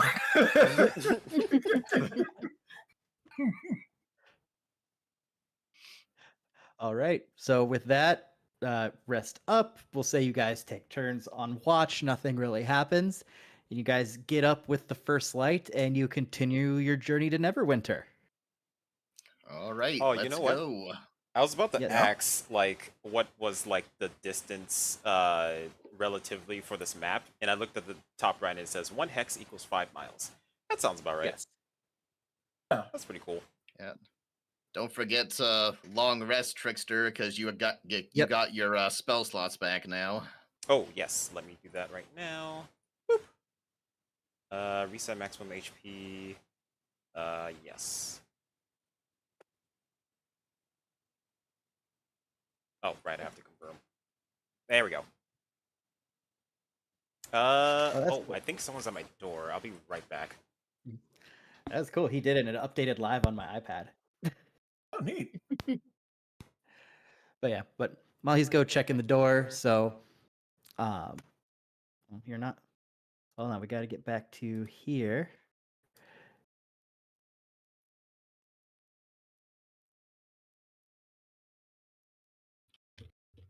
I want to say that I was the last one sleeping, and somebody kicks my boots, and I wake up and screaming, "I said run away!"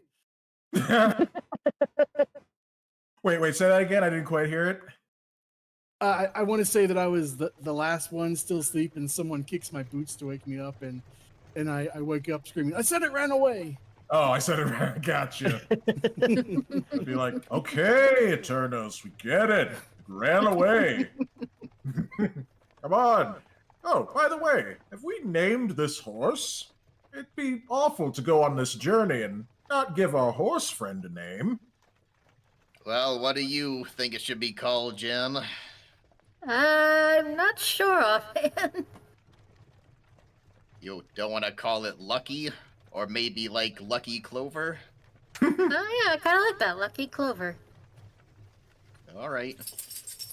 Oh, sure. Jen gets to name the horse, even though Thundertrap was the one who brought up the issue. But it's fine. It's fine. We'll call it- Thundertrap was busy at the brothel while Jen was picking up the horse. But I lean over to Thundertrap and I kind of point over to Jeneth and like, do you want to argue with her? And then I remember, the enemy vaporizing before my eyes. No, I've okay. Yeah, I was wondering about naming the horse earlier. Didn't know if that's something we wanted to do or not. Lucky's a great name. Yeah. No, it's Lucky Clover Trap. Forgive me. Lucky Clover is a wonderful name. Mm-hmm. All right. So while that's going on, so your trip is fairly uneventful. As you start getting closer to the city, things start to pick up a little bit more. Where is the thing? Where was it? Is this it? No. Here we go.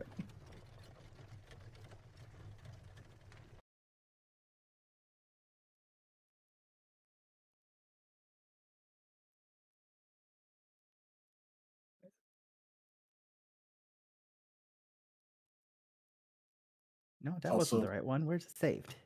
Hello, Tate. Welcome to this very awesome adventure that we're having. Oh, you know what? I just thought of something, and maybe we could still do this later.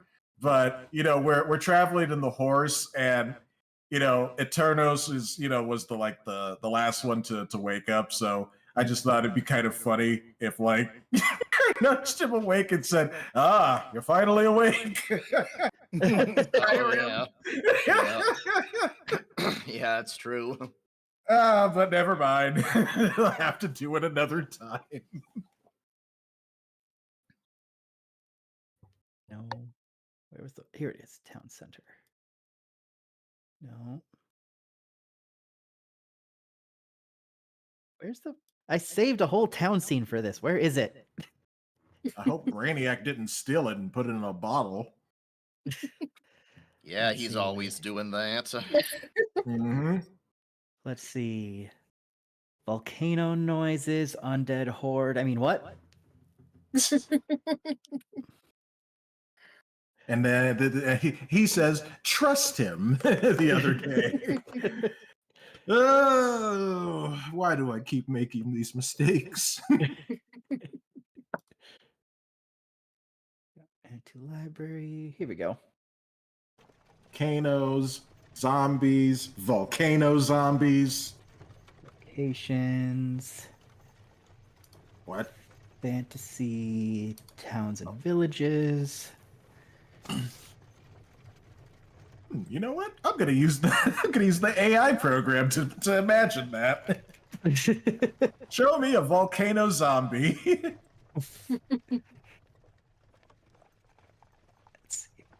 Let's see. Burning City. No, that's for later. I mean, what? I have no idea what you mean, Funk Master Zach.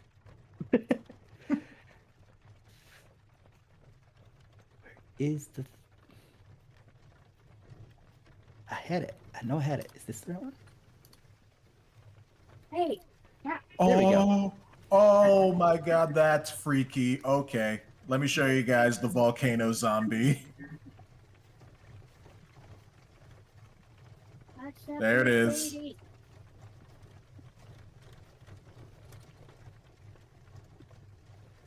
Yep. Wow. That's about what I expected. Yep. Holy smokes. That's an end of the world, end game campaign enemy right there.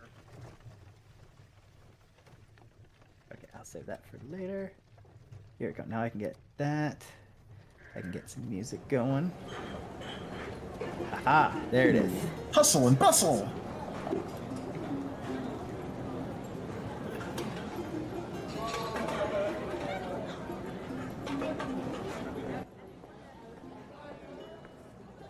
Aha. It just didn't want to load for some reason. Oh, I'm hearing it. I'm hearing a lot Yeah. of hustle me and too. bustle going on. Yeah. Yeah, no, it didn't load the right scene. It was loading in like a bunch of other ones that I didn't save. Oh, okay, okay. Apparently, I can find other scenes that other people have set up too, so that's awesome. It's just that neat. a lot of us named it the same thing. Okay, I'm back. Welcome back. Perfect. I imagined what a volcano zombie would look like, and I put it in the Discord chat. Ooh, that looks sick. It does. Yep. So, with that, we can do... Bam. Whoa, Ooh. that city's huge. Yeah, it is. I can see why it's so popular. It kind of looks like a Pac-Man. Like a It King Boo kind of Pac-Man. reminds me a little bit of the Millennium Falcon. A little Yeah, just bit. because of its shape. Yeah. So, you all have just arrived outside the northwestern gate of Neverwinter. Okay, the first thing we want to do is check our carriage into a stable. Is there one by the gate? Yep, there is one by the gate. Okay, And what's you the can- fee for it? You can leave it there for 2 gold for up to a week. Dang, not bad. 2 gold, Thunder Trap. Figured as much. I'm happy to pay the fee. After all, Lucky Clover needs a nice place to stay. Here, I hand over the 2 gold. We'll take turns. I'll get it next time. Yep. So this is Neverwinter. Let me pull up my little thing here.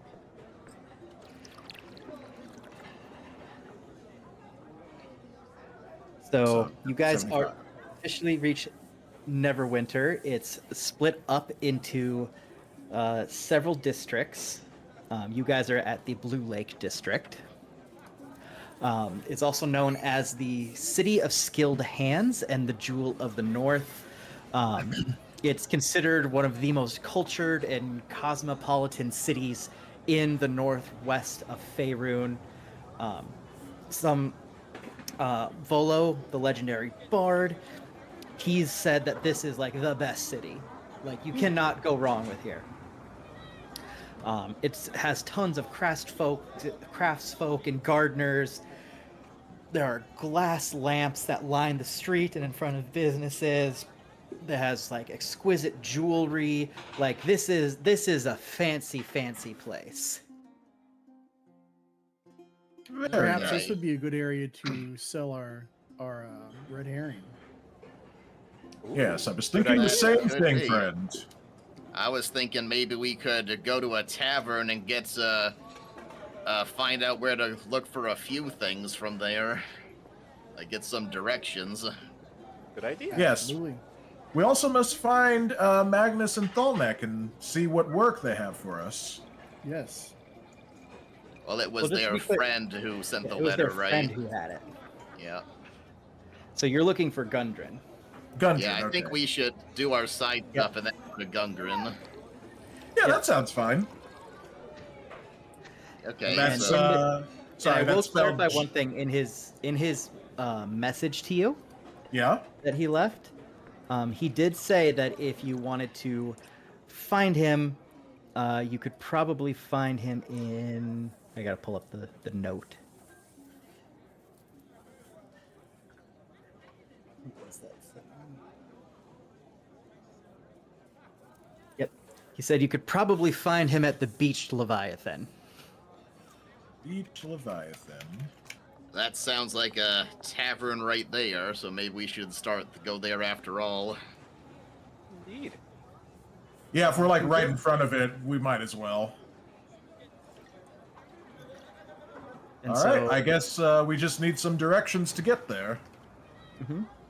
So, however you guys would like to try to get your directions, if you want to talk to random people, or if you guys want to explore, if you want to split up and explore or stay together, it is completely your call. Yeah, there's a well, lot of things in the city, so feel free to do as you see fit. Is there another tavern that's kind of adjacent to the main gate where we came in?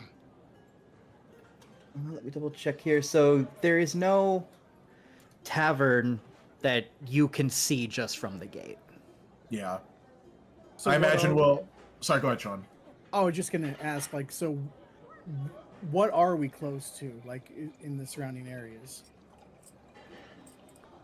I'm pulling up my map here. So, as far as you can tell, actually here, let me grab this.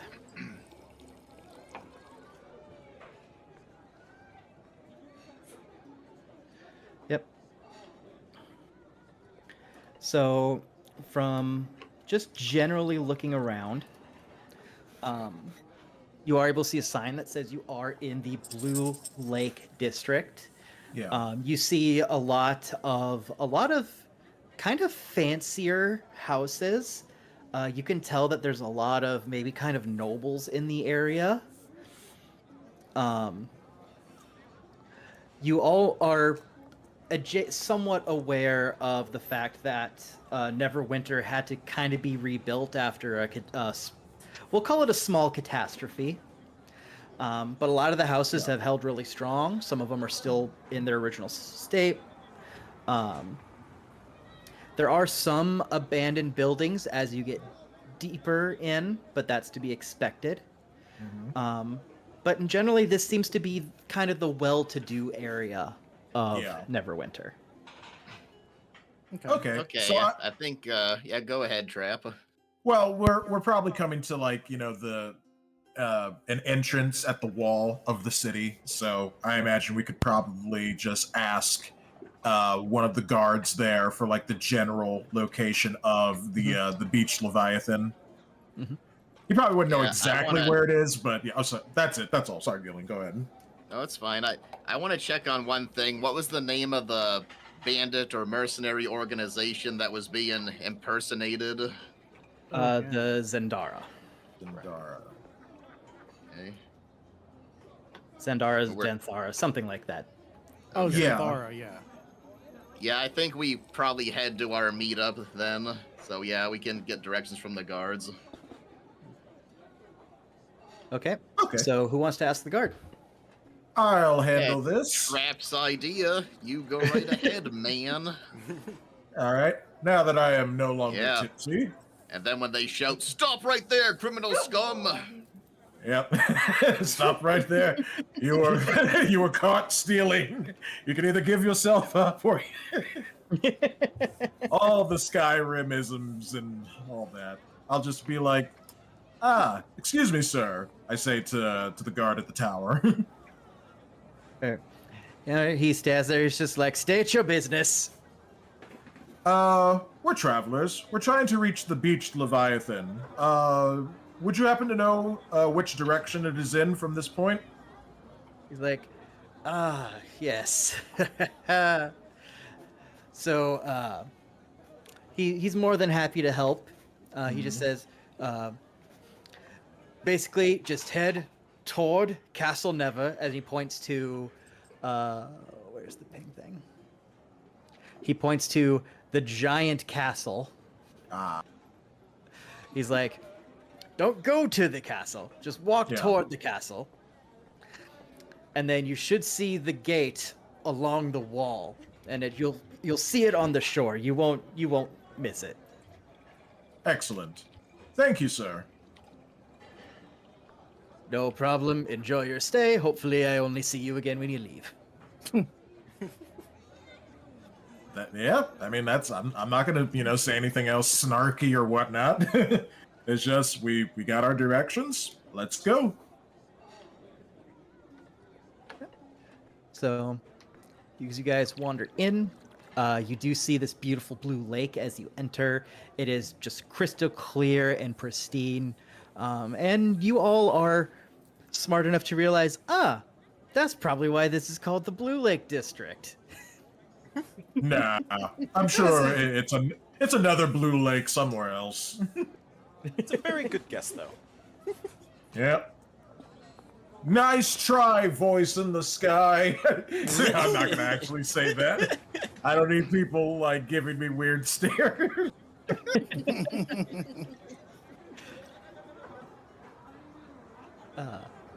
So yeah, it's up to you guys if you want to try to make your way straight there, or if you want to explore a little bit. We should probably just go there, and then we can tend to our other business once we see what all the what Gundren has to say. Sure. All right. So then you guys will all be making your way down to here. Down to here, okay. Sweet. Pull up the stuff here. Is Foo still lugging around the red herring?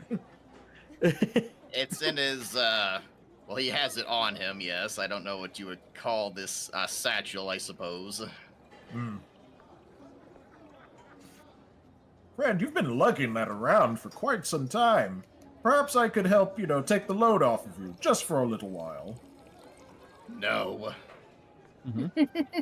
Okay. Now, as you all approach and come to this docked area,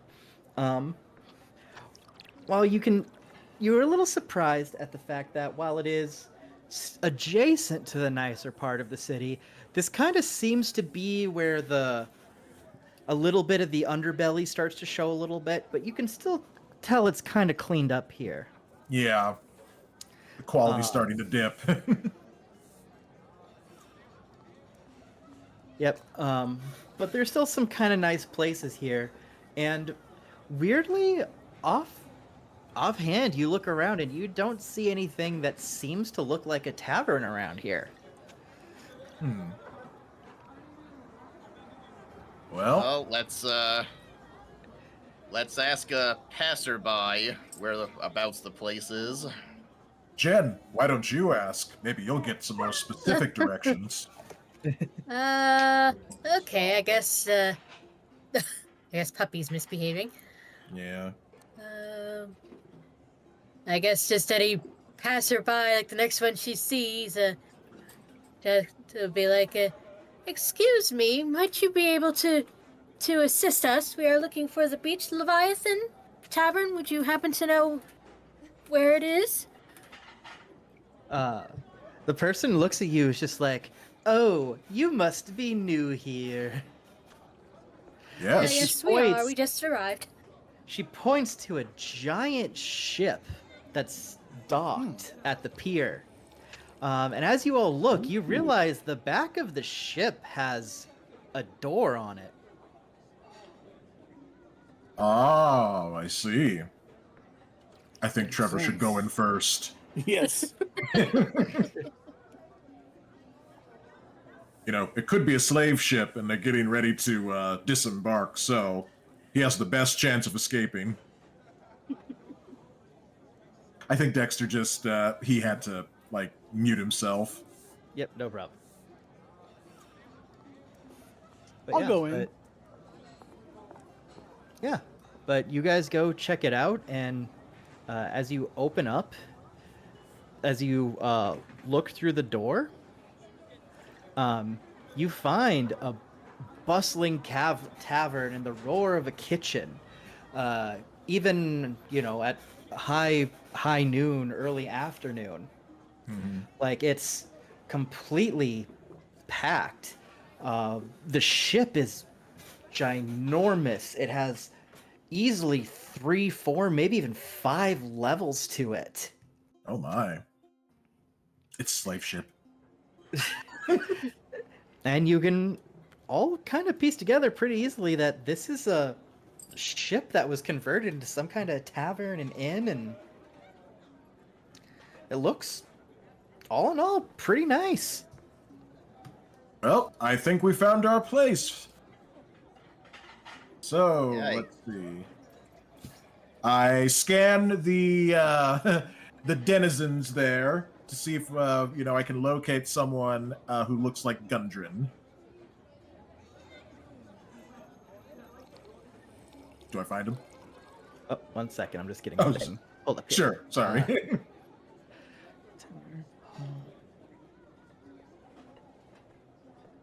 put that there. Bam, bam, bam.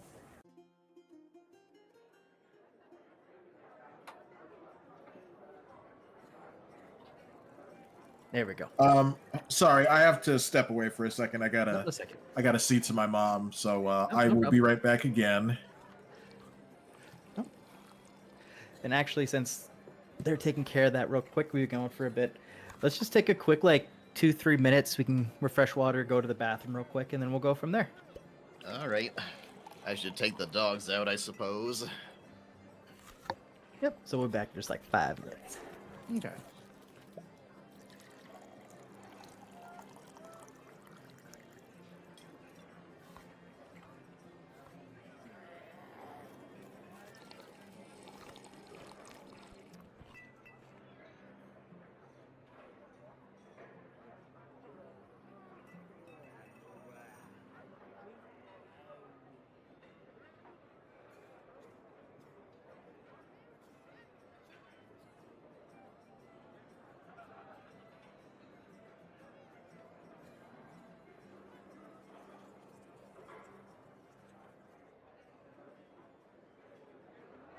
I'm sorry, I'm back.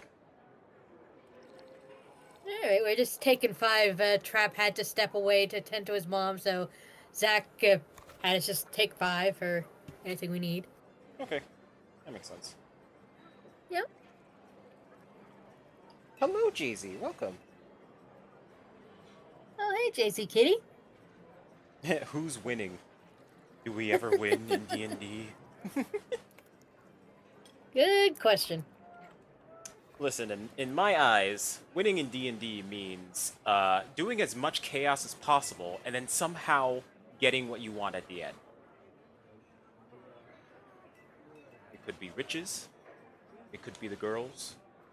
It could be just pure chaos.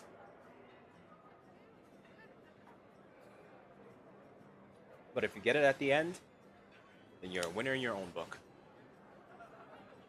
Just make sure, like, because you're probably going to be hated by your friends and your other players because you probably killed them by accident.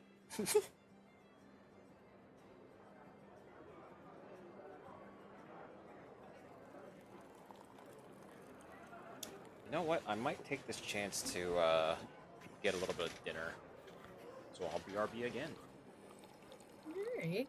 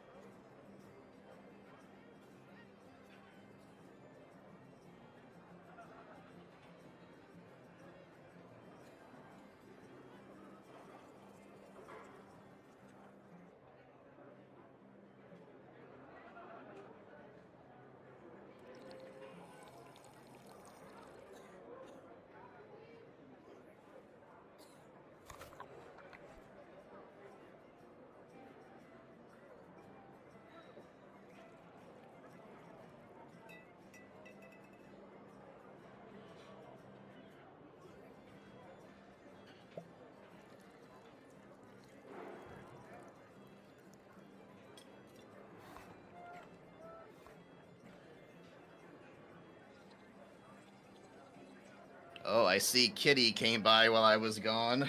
I was gonna say Kitty's in chat. Yeah, hi Kitty, thanks for coming. Dexter came back then after I mentioned we were taking 5 and everything. He decided to run and grab some dinner. All right.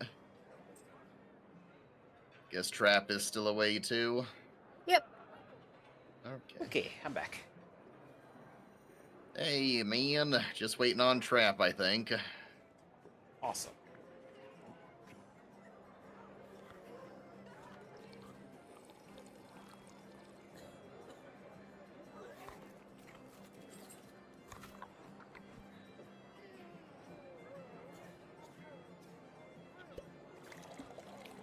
Did I miss a raid or something?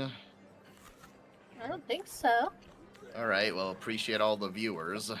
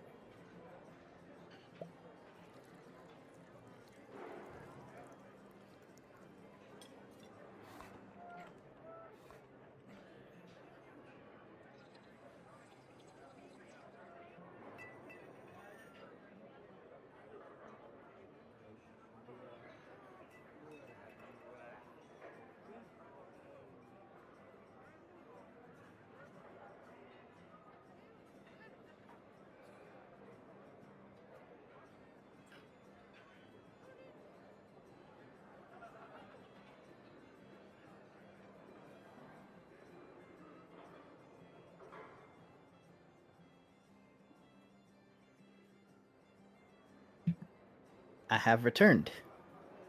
Welcome Hello. back. Yes, we're still waiting for Trap. Mm-hmm. Yeah, welcome back.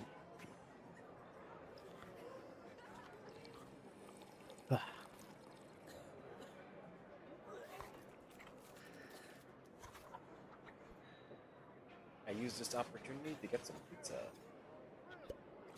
Oh, In game or in man. real life? Real life. I'm not sure if they'll I'd have love pizza some pizza. in the D&D world, but that would be awesome.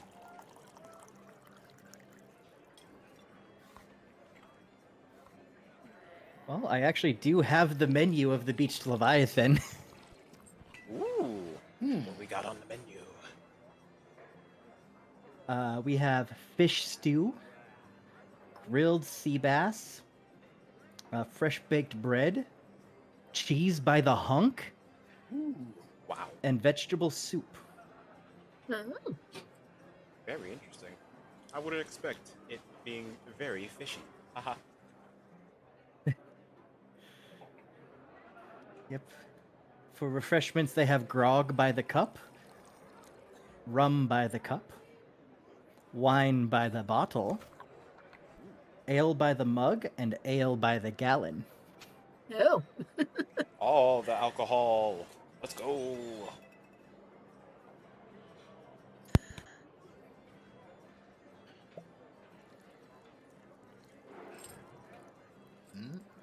Guess that wasn't a trap I just heard.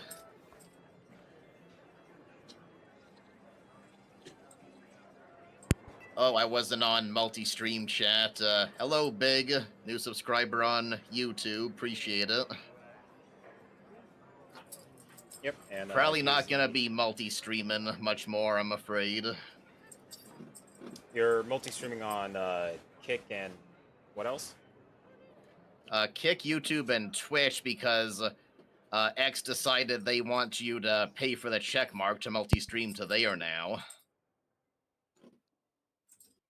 And I'm doing it through Streamlabs, so that's a monthly fee to multi-stream, and then a fee just to stream to X. Don't forget you need So- the fee. Yeah, the fee for the fee, and the extra fee too. Dogs, go to the living room. All right, I'm back. Welcome, Welcome back. back, Trap. you Well, it's kindly. about time. Yeah, my mom needed something else to eat because the food I gave her was too salty. So Aw. This that's is a why you quick- can't cook for us. Nope, I'm not the cook. I thought Trevor was the cook. All right. Are you back, Trevor? Yeah, I'm sorry. I'm going in and out. My mom just came back in. Oh, okay. Well, I just got back. I was accused of not being a good cook, so I was like, well, Trevor is the cook, obviously. Yeah. Trickster has pizza. He's not sharing. Bye. Oh, Well, of Jason course he's Kitty not was here. Sharon. He's Trevor. Oh. But It's his sister, Sharon Trickster. Ah, Trickster. Jeez. you know what? That's a nice play on words there. I'm not going to die of absolute cringe because of that. Hooray! You sounded disappointed. Only a little. Uh...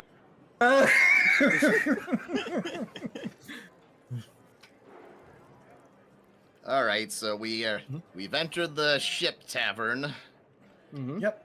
and what's the name of the dwarf friend again? Gundren. Gundren. Yeah, I was asking how you that were spelled trying to earlier. you were looking around to see if you saw anyone with a familial resemblance, weren't you, Trap? Yeah, I was trying to see if I could recognize him. You know, out of all the hustle and bustle going on in the tavern. So, just to make sure I get this right, you're trying to recognize someone you have never met nor never seen. Exactly. That makes a You know, lot of it's- sense. You know, it's like what is like, oh yeah, that person kind of looks like a smith, and then you go up to him and they're like, no, my name's Jackson. All right, roll perception. Woohoo! All right, let's go make a fool out of me. It's my favorite activity. I know it. Come out of this. I think Let's I heard see, what- somebody just throw up in the background. All right, I have a +2 on perception. Let's see what we get. Okay. And 8, so a 10 total. You are able to identify several dwarves who are at the tavern currently. All right, now which one of them is Gundren? Anyone care to take a guess? Or we could just walk up and ask, but that would be boring. Perhaps the tavern keep might know Gundren. Great idea. Maybe. But he probably sees a lot of dwarves. What are True. you trying to say, Thundertrap? They all look the same? I mean, that's what elves say about us humans. Believe me, I've dealt with a few dwarves before. Elves. Keep in mind, I'm only part human. Oh, yes, you're... Where are you from again? I don't quite remember. Exactly, yes. Okay, fine, Yeah. friend. It's a mystery. Here in this conversation, Foos comments, "Well, all of you look the same to me." And before he can even respond, he walks to the barkeep and asks if a dwarf named Gundren was expecting them. And then I kind of sort of do the thing where you hold out your hand to somebody, just like, you see what I mean? All right, so Do you that- yeah. so you Sorry, silence I was them. just saying I do that to Eternos. Just Yep. case in point. Right. I'm not going to argue with Foos, though. Okay, sorry, Zach. Yep, Continue. no problem. So you run and you see this old-looking dude, like bald on top, big white beard. Mhm. You see he's got a peg leg, and he's just yelling at everyone at the bar. Just cussing out some people, just being like, "Oh, you freaking ballast, get the hell out of my bar. You got nothing but dead eyes. You've been here drinking since 9 a.m. You know what? I think that's our guy. Let's go talk to him. As you all, to give you an idea of what you're looking at, once it loads. I said once it loads.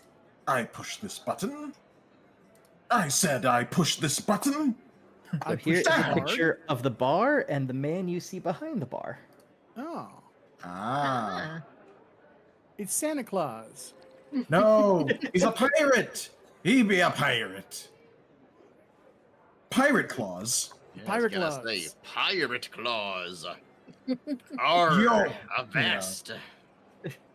Yo ho ho to all Yep. of the kitties all around the world. Yep. And so he looks back over to Foos and he goes, ye not be a press gang, be ye? What? Was that what? common? Pardon? If you don't know, you don't know. I feel like we're missing out on an inside joke. That makes me sad. He takes a look at Foos. Is everyone else still just like hanging around, or did anyone come with Foos? I came with no. Boost. Okay, so I'm just hanging around. Okay. So he takes a look at Foos and Thundertrap and goes, "Ha ha! You both look like a bunch of heavy packets, I tell ya." Well, he's heavier than I am. I'm completely lost. I don't know how to Yeah. contribute to this conversation. Foos is looking at the bartender, wondering if that was common speak, and he repeats, Is there a dwarf named Gundren who is expecting us? He's just like, maybe, maybe not. Comes in here a bunch of another one of the ballasts who sometimes don't know when to stop. All Could be right, out so feed- maybe he we could should be look out- for a. Yep. Could be out feeding the fishes right now, but I'm sure he's gonna be here soon enough. Okay, so he's not here currently. Hmm. Well, I guess we could either wait or Yeah. we could try to find him. While we're waiting, there's only two things I'm gonna ask about in this bar. The other two I'm gonna hold off on till we're in a nicer area. I'm going to ask if the Zindara mercenary group have a presence in the city, and I'm gonna ask if he knows the location of a dwarf blacksmith named Gromley. He looks at you, and so as far as Gremlin goes, it's just like, bastard hasn't paid his tab in like 3 months. Well, if you'd be so kind as to tell us where we can find him, I'll certainly suggest that he come in and pay his tab. If I knew where he be, he would not have a tab to pay. Damn. All right. And then about the Zindara. He's like, I haven't dealt with them in many a year. They do what they want to do. You can't stop them. Best you can do, just drink to forget. Sounds No, like a good idea. Yeah. I don't know, friend. We're very determined. Like, he's like, got quite a scupper on you, lad. Yes. I say. Yes, Scupper. Very indeedly so. Foos, excuse me. Foos walks over to Eternos and suggests that he has a look outside, see if he can find, Gundren. He said he might be out feeding the, what was it? Well, he said he was might out- be outside. He said might be out feeding the fishes. The Ah, fishes. feeding the fishes. That was a euphemism. So he starts to tell Eternos to have a look outside, and then he stops, and then he says, never mind. And I think we all kind of spread out and kind of just wait for a dwarf to walk in the door that looks like he's looking for someone.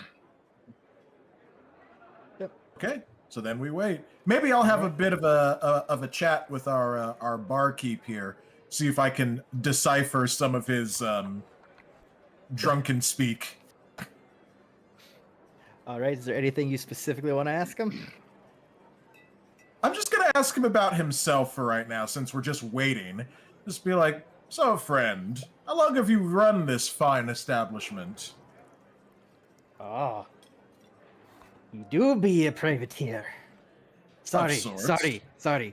We leftover slang from the old days. So it's what me crew call newcomers here. Ah. Well, But he. sorry, go ahead. No, but his eyes kind of light up a little bit. You know, because every old sailor loves to tell their tale. Yeah. Uh, Excuse me. and he's choking on my water. As you So- should be. Shut up. the man. You see the man shift the cane in his right hand to his left hand as he reaches out to shake your hand, and he introduces himself as just like, the name's Captain Hrog. Harag. Okay. I'm just making a note. The barkeep's name is, how would you spell that? H-A-R-A. Harrag. Harag. R-R. Ah, Harag. Barkeep's name is Captain Harag. Okay. Go ahead. And he starts telling the stories like this be me vessel from back in the day. I prowled up and down all the Sword Coast. People feared my name. I struck terror into those that crossed my path. I see. Let me tell you, boyo, I was a fearsome foe to anyone that met me at sea. No sailors felt their treasure was safe, while good old Captain Harag was out hunting on the Sea of Swords. Fortunately, after Mount Hotano erupted back in the day, we ended up running aground here. As you can see it, he points to a patchwork job on the side of the hole that was loosely covered with paintings and memorabilia. So, Neverwinter just let you crash here after you ran aground. Is what it is. But at the end of the day, a captain, he go down with the ship. And rather than abandon my ship, I decided that as the city docks were getting built up around my ship, I'd fix my ship too. And I've made this into this inn and tavern, and now we are the most successful establishment on the west side of Neverwinter. I'd say you've done a fine job, friend, of not only keeping your ship alive, but also keeping yourself going. I know how it can be when life throws a terrible turn towards you, and you don't know how to move forward. But I'd say you moved forward in a fine fashion, Harag. Captain. He gets a big old smile across his face. He's like, I like you. I like you too, friend. And then we could do like the thing from from Predator, you know. You son of a, but you know, it's just the hand clasp, so it's like I'm just over in the corner rolling my eyes. He leans, he kind of peeks over you a little bit and yells to a barmaid, just like, yo, get this man a capstan. He deserves it. Here, here, my friend. As she comes over and she brings you a cask of ale. And he takes one look at you. He's just like, this one's on the house. Appreciate it, friend. Does he have a a mug that we can like clang together before we drink? You ask him about that. He's like, I don't drink on the job. But he holds up. He pours some water into a tankard because like, but I'm not one to leave a man without a cheers. Appreciate it. Not leaving me hanging. Oh, captain, my captain. Clang! Death Angel's Shadow. Sorry, I'm still trying not to die. What's up, Death Angel Shadow? Yep, welcome. He says, how are you all enjoying the game? We're having a fun time. We're in the city of Neverwinter, and I'm chatting up the barkeep at the Beach Leviathan. And then he says, don't be talking bad about the sea, or the sea will make you pay. Yar. And then he says, must be in Faerun, on the Sword Coast. Oh, in Neverwinter. Yeah, sorry. I have the illustration that Zach gave us of what Captain Harag looks like, but this is where we actually are. And let's see, he says, oh, Captain, my captain, lolls, and I heard, get this man a casket, and thought, an actual casket. No, if that got brought out, I think I would have gotten up and ran away. Yeah, seeing that Thundertrap has things covered in here, Foos is gonna move to just outside the door and keep an eye out for Gundren. All right. Trevor, what are you doing? That is a very good question. I was thinking of doing one of two things. I might. You know what? Yeah, I'll lean into the entertainment side. I might just go outside, or just in front of the like a little open area where we are, and just start doing some minor magic tricks to a few patrons here and there, just to entertain them. All right, roll performance for me real quick. Indeed. Let's see. There you are.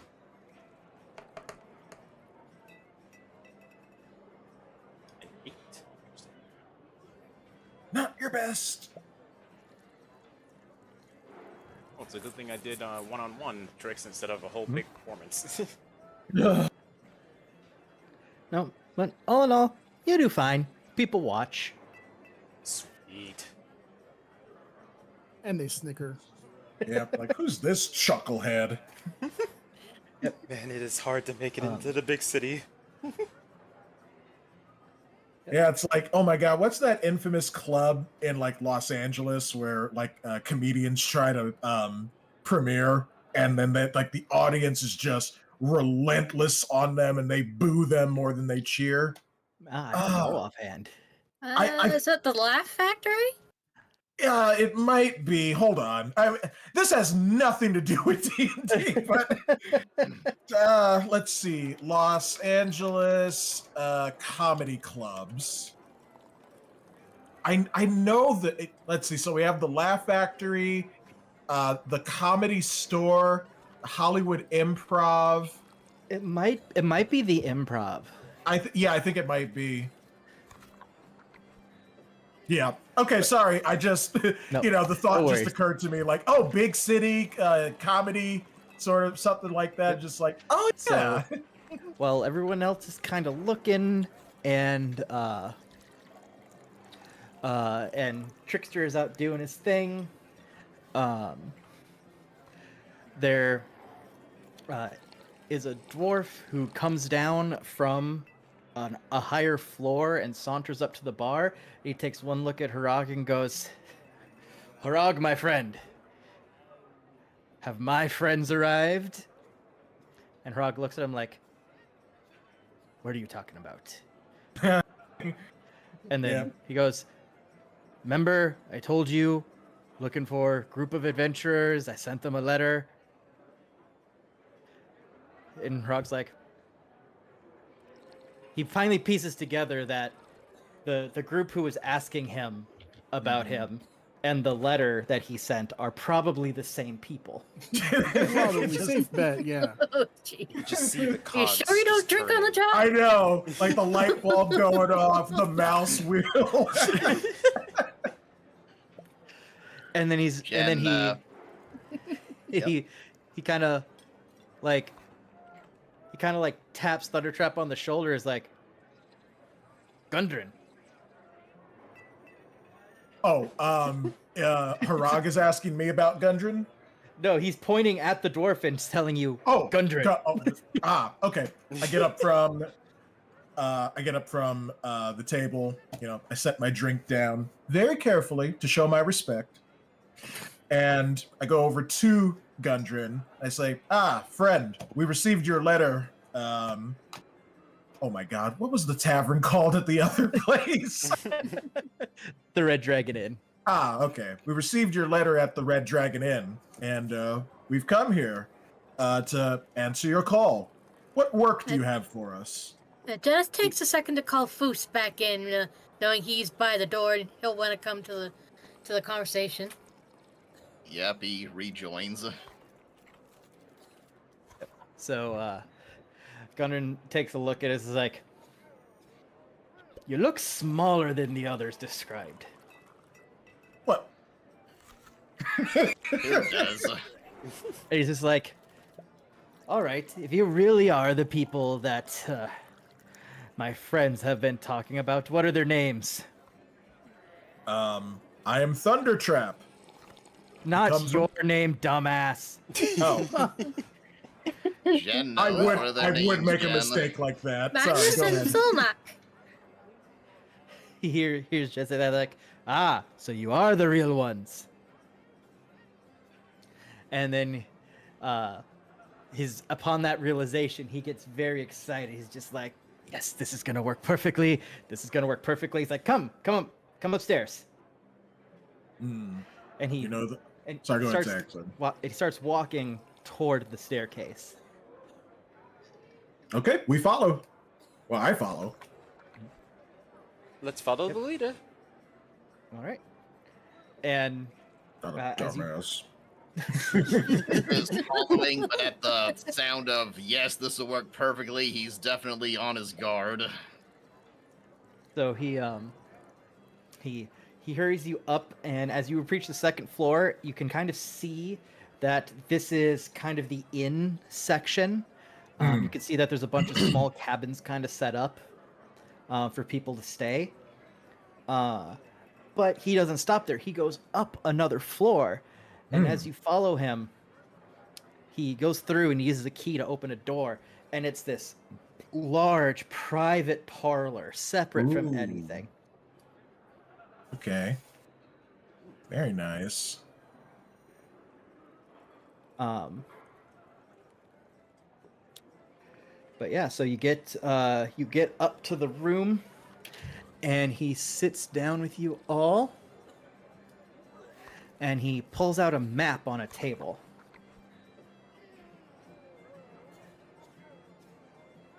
And then he says, Saruman attacks from Mordor, and Saruman from Isengard. I gotta go, guys. Yeah, there's something outside. I gotta.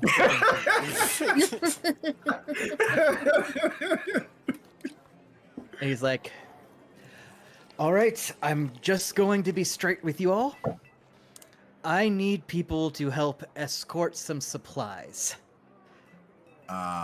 And I can't do it by myself. I'm kind of in a hurry. Cool. So I have to ask you a few questions. Are you now, or have you ever been an evil wizard that can shapeshift? You make one mistake, I swear. Don't worry, friend. You'll live it down in about a century. Gundren takes one look at Eternos, and he's like, has that happened before? You know what? actually. God damn it, Eternos. Hey, man. I'm just telling them our adventures. You know, it happened. It absolutely. In fact, it was our last adventure, and we barely made it out alive. Like, barely, you say. Maybe I should consider. Because Foos laughs and's like, my friend exaggerates. That undead abomination is quite dead. Dead for real. he disintegrated himself. Yes. Yes, yeah, by my hand. You know. Yes. Just so pointing that out there. what you need to be escorted will be absolutely safe. I guarantee it. Especially if we have, and then I grab Trevor by the shoulders, this man leading the escort. Yes, anyone who comes my way, I'm basically a ticking time bomb. But don't worry, you'll be safe. All right. So he relaxes a little bit, and he kind of mutters under his breath, not like I have other options at this point. And so he still keeps that level of excitement up. He's like, so here's the thing. Me and my brothers have found something really, really big, and we need to start working on it immediately. But I can't sit and wait for everything to arrive. I need to get started right away. So I want to head out with a friend of mine to Phandalin as quickly as possible. And I need other people to bring the mining equipment so that we can start work as soon as it arrives. Very well. We Shall can we do a leave, service for you. Yes. We can leave first thing in the morning, but we have to talk price. He's like, After all, it is a service. he says, that's no problem. And he says, I will pay you all 10 gold pieces once the supplies arrive safely. And he kind of takes a little quill and he circles Phandalin on the map.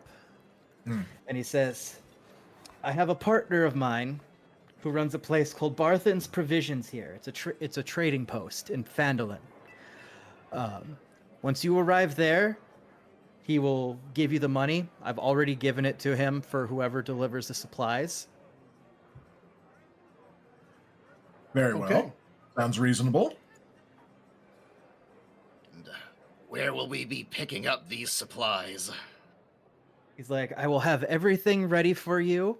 If you agree, I will have everything ready for you first thing in the morning at the south gate of town. So what do you say, friends? Should we go for this? Absolutely. Yeah. I'm always eager to help dwarven friends in need. We Jenna? established in the morning, which should give us a chance to do our side stuff before leaving. I say yes. Okay, then. It is decided. And Trevor shall lead us in this That's right. endeavor.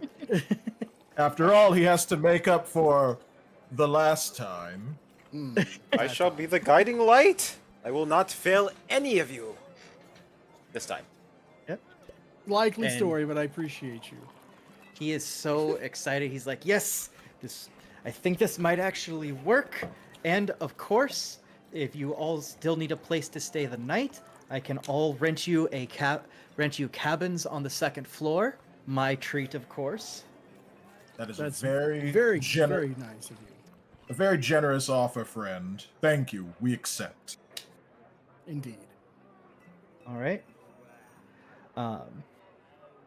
So he's just like, just go down to Harag and tell him which cabin you want and which ones are available. He'll let you know which ones are available and he'll put them on my tab. As you say. And just as you guys all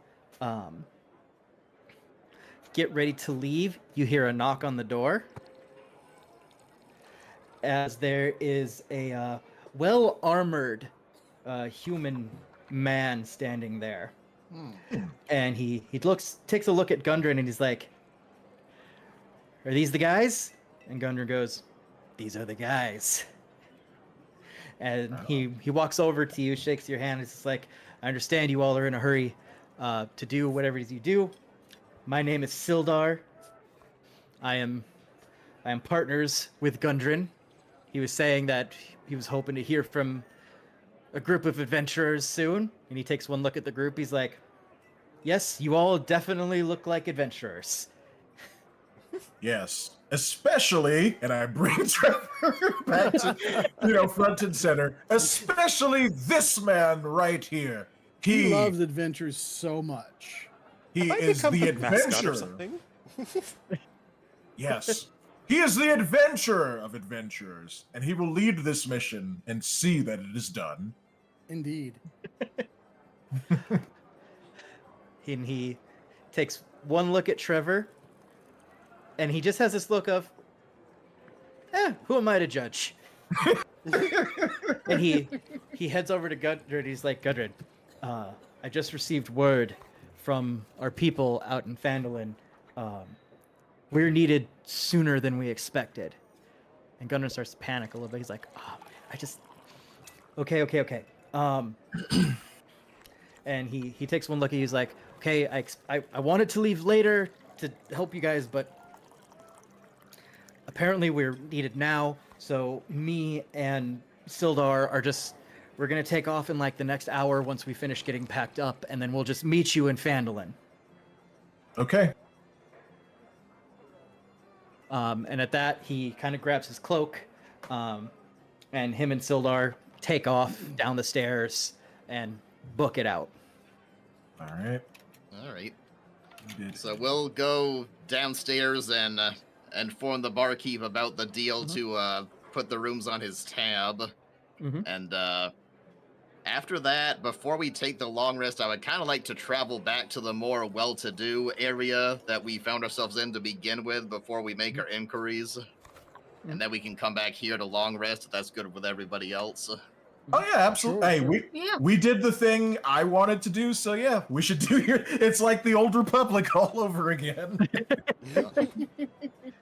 So yep. So Yeah. Harag sets you up. So at this point, you guys have a little bit of time before you set out. So you all will be leaving from this gate in the morning. Ah, yes. So that Um, means we'll probably want to. It looks like we can maybe kind of walk our carriage right it through town to get there to depart, because we'll probably want to do that rather than hoofing it. Yeah, that looks like that'll probably take us about maybe an hour or so to get from this side of the city to the other side of the gate. So yeah, Yep, taking you the can- horse is a good idea. You can. A horse, sorry. Well, yep, you can actually walk the city fairly quickly. And before he left, Gundren did mention that he will supply you with the ox and the cart for the supply run. Okay, I thought it was just the supplies. All right, so we don't gotta use our own carriage to haul it. Nope, Okay. he's going to take care of everything. You guys, the only thing out of pocket you guys have to pay for is anything extra. Okay. But yeah, so you guys have a few hours before it starts to get real dark. It's about mid to late afternoon now, after all your traveling and talking. So you are allowed to, if there's a specific part of the city you want to look for, if there is anything, if you want to talk to people to get information, or even if you just want to hang at the inn and see who shows up. You all kind of can. You all get a little bit of time to do whatever you feel you want to do. All right, Well, it's there's time to explore. Yep. Hooray! There's a couple things I feel would go better in the better area that we entered in than asking about in here. So I'm gonna go to where we came in the more nicer looking area, and I'm gonna ask around about the location of the statues. If there's anyone who would be interested in the location of a tomb with valuable statues in exchange for a finder's fee, they could just go excavate at their convenience and just keep everything. And I also want to kind of go into some nicer shops and kind of show the herring statue and see if anyone's interested. Okay. You know what? I'm gonna come along with Gillian on all of these excursions because I don't have anything else to do. Yeah, so is Jenna. I think Trevor Chiku's gonna go on his own and see if we can find a shop full of I don't know, arcane amulets or trinkets, stuff like that. Magic stuff. You know what? Never mind. I'm going with Trevor. That sounds way more interesting. You guys handle the logistics. Let's go, Trevor. We're going magic shopping. Nick Gamer says, "Have a good night, everyone." All right, have a good night. Thanks for good night, man. watching. All right. Eternos, do you want to go with either group or do you want to do your own thing? I think I want to try to get my own trouble. Okay. All right. Yeah, I do kind of owe it to you. So, yeah, next time, Eternos, we'll figure something out. Yes. Come on, Trevor. Let's find your trinkets. Let's go. Ba-da-ba-ba-da-ba, ba-ba-ba-ba. It's me. Trickio. All right. Just getting some things pulled up here. Not It's there. nothing personal, food. I say as we walk away.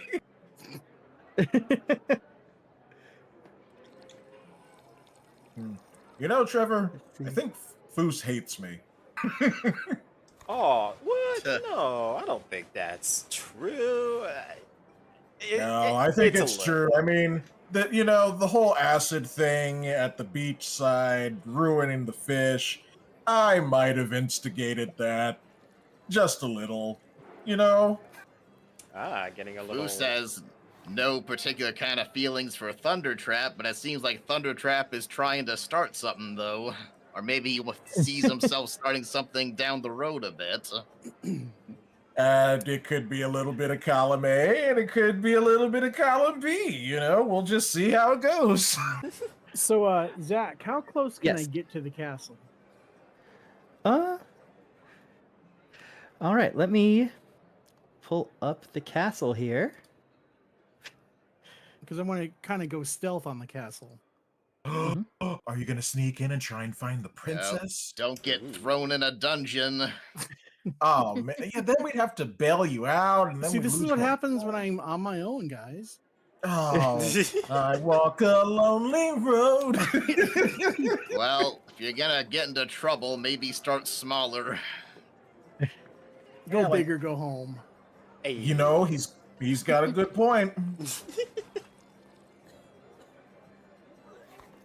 Right. All right, so as you get closer to the castle, you can't really miss it. You see that it kind of straddles the docks and the area around you. Mhm. From a distance, you can see, you can see that you're on the backside. But it's not that hard to get around to the front.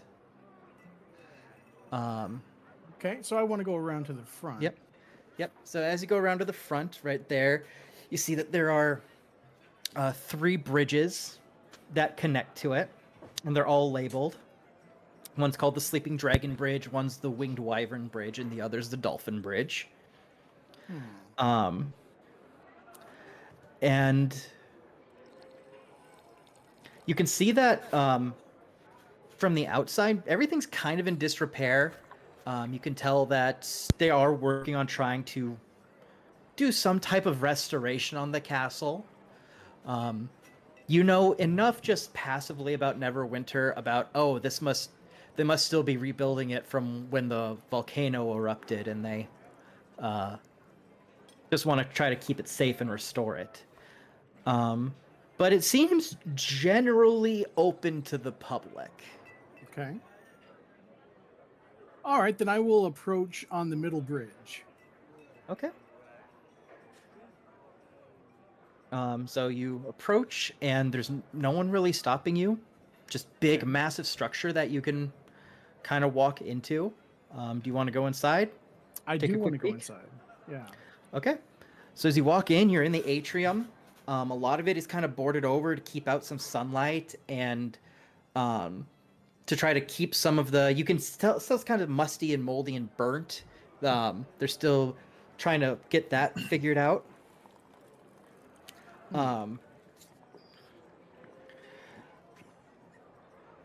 Is this castle abandoned or just under repair? It's not abandoned. There are definitely people... There are definitely people working on it and trying to restore it. But it is, more or less, it's definitely old. But you can tell that it was a very nice place. You can tell that there's a lot of, and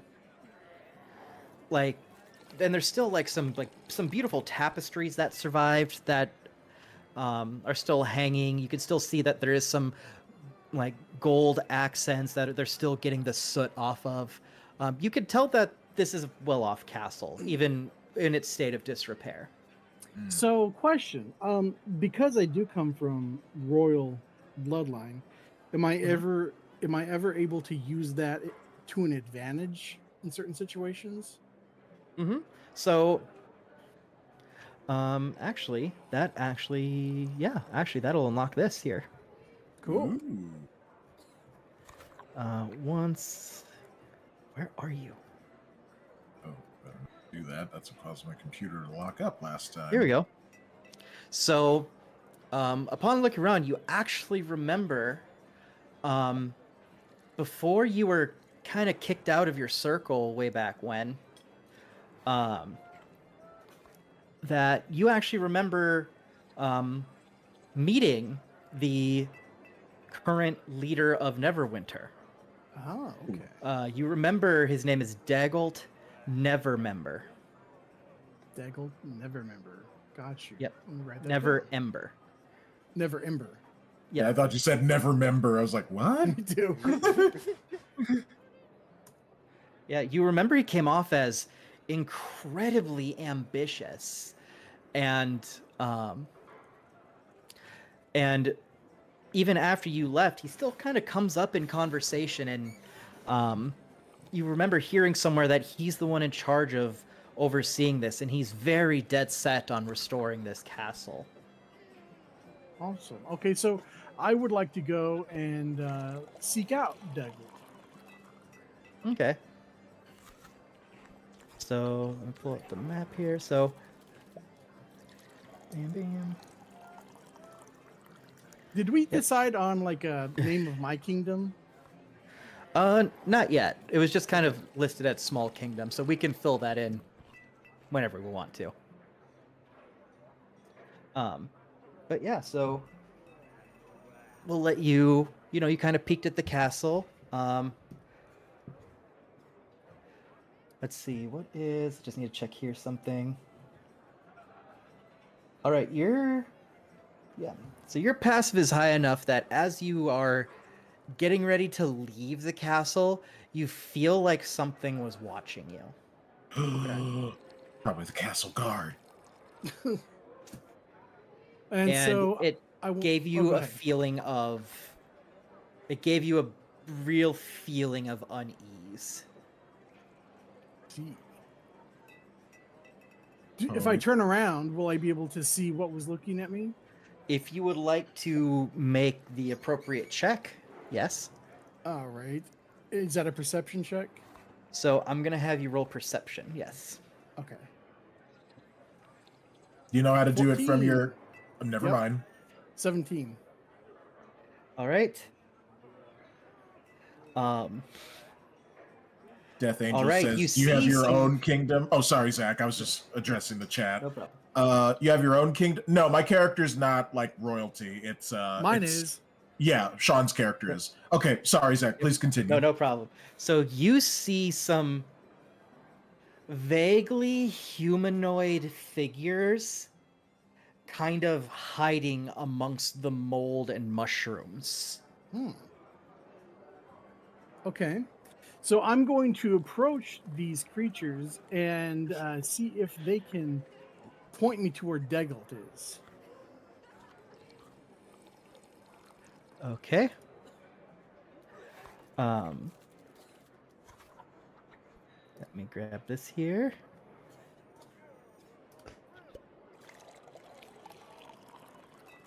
Where is there? Oh God, I think I heard someone vomit in the in the background noise. I heard that before too. Oh yeah, I forgot you guys aren't in the tavern anymore. Yeah. Yep, we're back out in the city, so no vomiting, please. So let's go back here. Use this. And then we do this. We do this.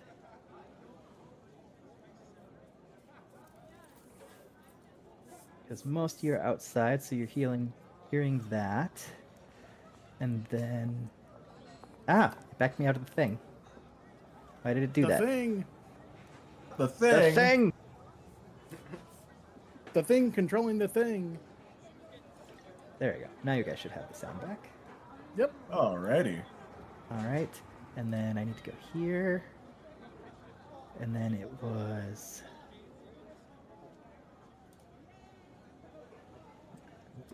World building. There we go. So, music come back. So, let me just do this here. Yeah, let me come. I do. think I need to refresh. Roll. So when I'm speaking to these creatures, do I need to roll a persuasion check? Oh, no, 1 second here. Oh, I'm just okay. checking something. Okay.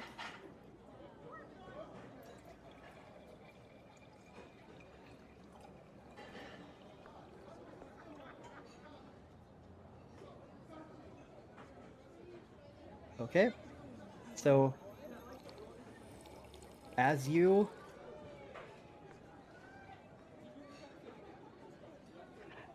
approach, a mist of spores shoots into your face. Oh no, blast. Oh. And I need you to make a Constitution saving throw. Okay.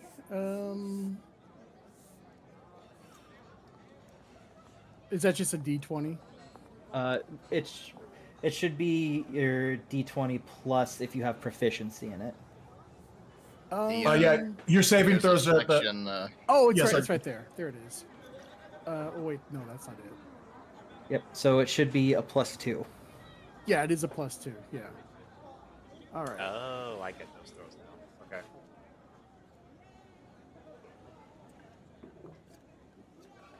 15 plus 2, so 17.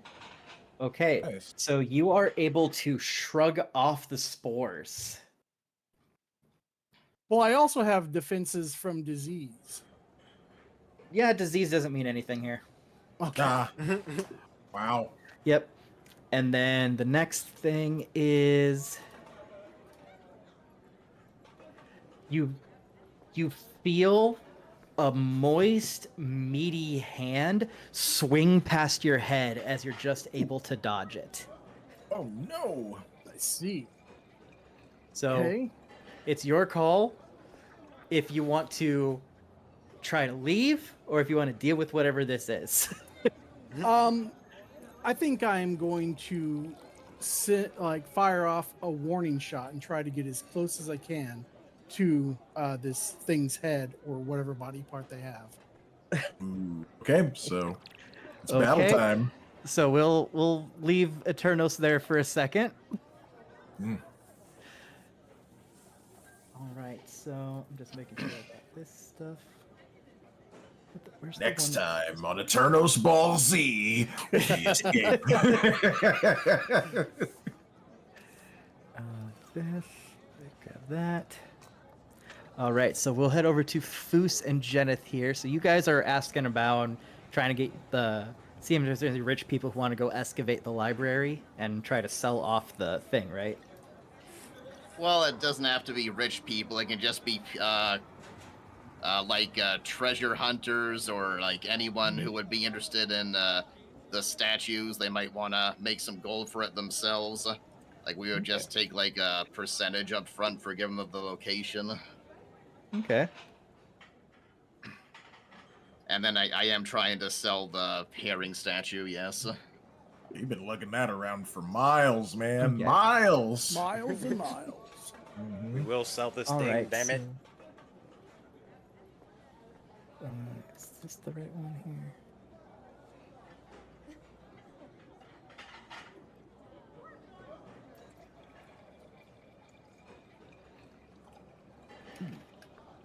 Where is it here? I Da-da. did take all that. Never mind. There we go. Okay, so of the people you talk to, no one seems really interested in excavating the library, and doesn't really like. They say your best bet is probably to try to run into another adventurer at one of the many taverns, but nothing specific. But they do point you in the direction of a place that might be able to help a little bit with the statue. Oh, just the getting my map. herring statue. Yep. Yeah, we'll go there. It belongs in a museum. Yep. And it's not too far off from where you are, so you actually get there pretty quick. And you see a big sign on the door that says Priscilla's Perfumes and Magic Potables. All right, let's go in. All right. I put the statue on the counter when we're inside, and he says, I was told you might be interested in this. We kind of tell her where it came from, the tomb guarded by the undead.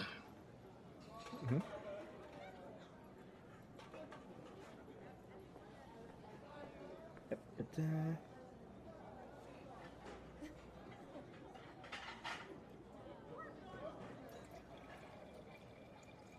All right, here we go.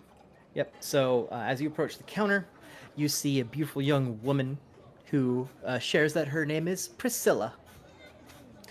You see that the shop is absolutely beautiful. It has floor-to-ceiling shelves filled with flowers, glass bottles, jewelry. As you go to approach her, there's someone who walks in and she kind of looks past you and she tells, "For the last time I told you, I have flowers. That doesn't make me a florist. Now leave." It's probably Mongo from Blazing Saddles. Yeah, everything is just ornately crafted, polished to a shine. And for Jeneth, who is our magic user here, you can tell that she is, just from looking around, that she is very talented with like alchemy, apothecary stuff. While it may not be your expertise, you can appreciate the level of talent she's putting into what she does. All right. Are you gonna buy a perfume? I mean, you're there. Why not? That's true. It might be worth having a look around. So, she takes a look at both of you. She's like, "Well, you're a cute couple." Foos kind of tilts his head, is like, really? Because he's a humanoid dragon with a human woman, but he says nothing about the comment. Just take the compliment, you weirdo. He didn't say anything about it. No, that's my out of character voice. But she takes a look at it and she's just like, "I'll see what I can do here. My partner's a little bit of the better one with jewelry, but she's been off for God knows how long. Let me see here." She starts taking a look at it and she asks where you found it, and you told about the crypt and everything. Yep. She looks at you, like, may I pull off one of these gems just for further examination? If you're confident you can reattach it. It shouldn't be that hard. This looks like a pretty standard setting. And Foos kind of nods then. All right, so she takes one off and she kind of looks at it and she's like, "Yeah, this is just as I expected, but let me check one more thing here." And she's like doing some little spells over it. She's taking all sorts of tools to it. And she carefully reattaches the gem to the base and she goes, "It's fake." Oh, good. It's fake, mon. No. I was starting to wonder about that. Oh. It's like, "I'm sorry, I'm actually really surprised that it actually looks half as good as it does, because it's clearly was just done by an amateur just so they could have it." All right, so much for that. Foos suggests perhaps they could just trade it for a bottle of perfume for the lady then. Oh, She's like, well, thanks. She takes a look and she's like,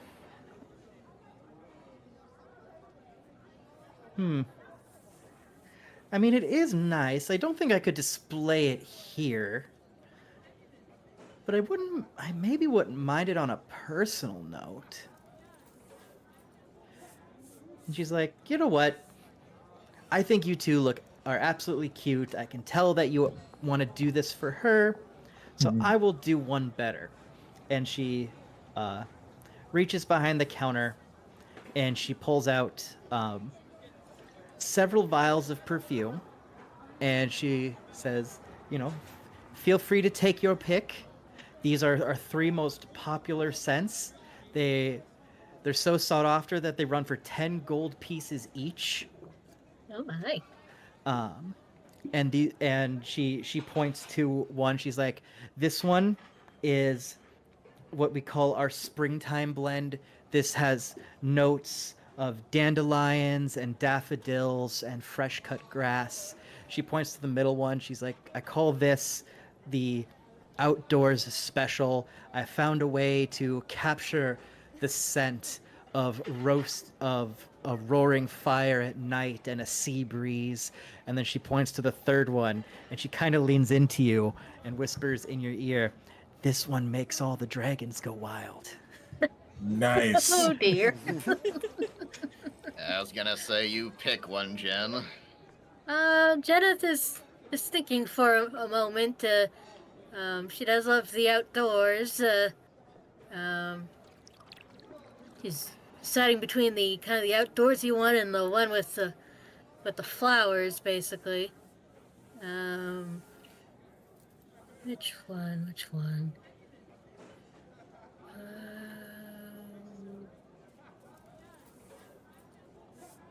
While Jen is thinking, before we leave, I was gonna ask if she happens to be aware of the location of Gromley and his shop.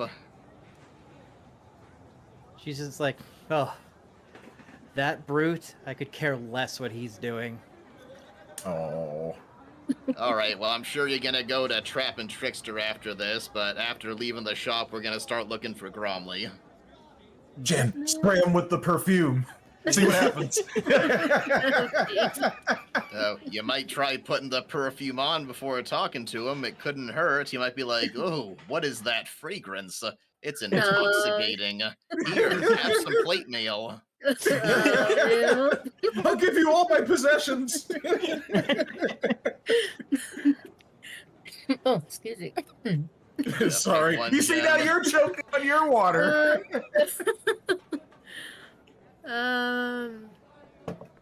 Outdoorsy or flowery? I guess she'll pick the kind of like the flowery one. Okay. And so she takes the other 2, puts it behind, and she pulls up an extra vial of the one you picked, and it's just like, for you. Oh. Thank you. And then she makes sure to tell Jeneth, because she can tell that Jeneth is magically inclined as well. Hey, look, if you ever need a special perfume or special potion, you come right back and find me, dear. I shall remember that. Thank you. Okay. Trap and Trickster's turn, I think. Yep. It's TNT. TNT. Oh, dude, Yeah. that should be our smaller group name. Like, we got the Seekers, and then when we break away, we're TNT. Yeah. Like, you're Trevor. I can't believe I never put that together before. You're Trevor Trickster, and we are literally TNT. You're TNT I mean, and TNT. Yeah. Yep. So TNT squared. Okay, sorry. Go ahead, Zach. Nope, no problem. So as you guys are looking around for a place to go,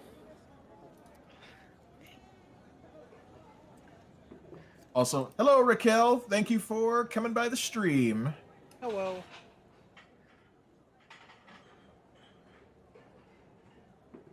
where is this? There it is. All right. Make sure. Yep. So as Trap and Trickster are looking around the city trying to find magical mischief, you come across a shop on the edge of the blue light district, somewhere generally in this vicinity. Wait, I'm just making sure I have the right district there. Also, Dexter, how tall is your character again? I think I made him the same height as me, just a little taller. So like 5'11". Okay. Yeah, I think my character's like 6'4". So, we're just this kind of like sort of like big kind of duo, just just cruising the streets. Oh, sorry, I forgot. So you actually crossed one of the bridges. So you're actually over here. Oh, sorry. What? There I am. Yep. Here in the Tate in the says chasm. I'm. Oh, okay. Sorry. You're an Echo TNT. Yeah, I think we're like TNT squared or something. Yep. All right. So and you guys end up seeing people kept saying when you were asking about where to go, people kept saying you'll find it. Just go to the Chasm District. And as you approach the edge of the district, you see a shop front that is emanating bright lights, changing between purples and greens and blues. Oh, not purple again. As you get closer, you start hearing the banging of hammers on anvils and hissing of steam being released. You hear the machinations of different contraptions and the roar of magical flames as you keep getting closer. Dang it, Trap. Somehow I sense that Eternos is in trouble. Oh well. He wanted to go on his own. No, I'm not actually saying that. But yeah, as we get closer to this place, I'm like, well, Trevor, this is your show. What do we do? This place looks rather interesting. Well, I was hoping to find some, I don't know, maybe some magic artifacts of some sorts. Let's see if we can find a little shop around here. Alrighty. All right. So you guys head over to the little shop, or? Yeah. All right. So as you walk in, you see a man with what feels like an almost permanent slight frown, staring very intently at a glowing crystal in his hand. He has what looks like blacksmith goggles on, and perfectly lined sideburns all the way down to his little goatee and handlebar mustache. He's a gremlin. I was thinking he was related to you. I never. You know what? I'm not coming to save you. I'm just going to ignore that feeling. And as you look past him, you see a tiny little, almost gremlin-looking creature, possibly a goblin, pounding away at the tiniest anvil you've ever seen. So adorable. And I grab Trevor, kind of trembling. Trevor. And Trap says, Papa. No. I'm like, there's a gremlin. Oh, what gremlin you say? As you guys approach a little closer, you see that it almost looks like they're arguing, but they're not looking at each other, and they're not talking. I don't know what to make of this, Trevor. What? You're the one with experience in this kind of thing. What do you make of this? I think they're fine folk. Let me talk to them. Yeah, so I'll just... fine, I'm coming along.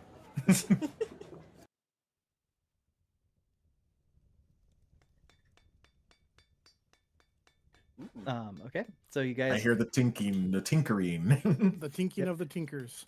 Nice. Yep. So you hear...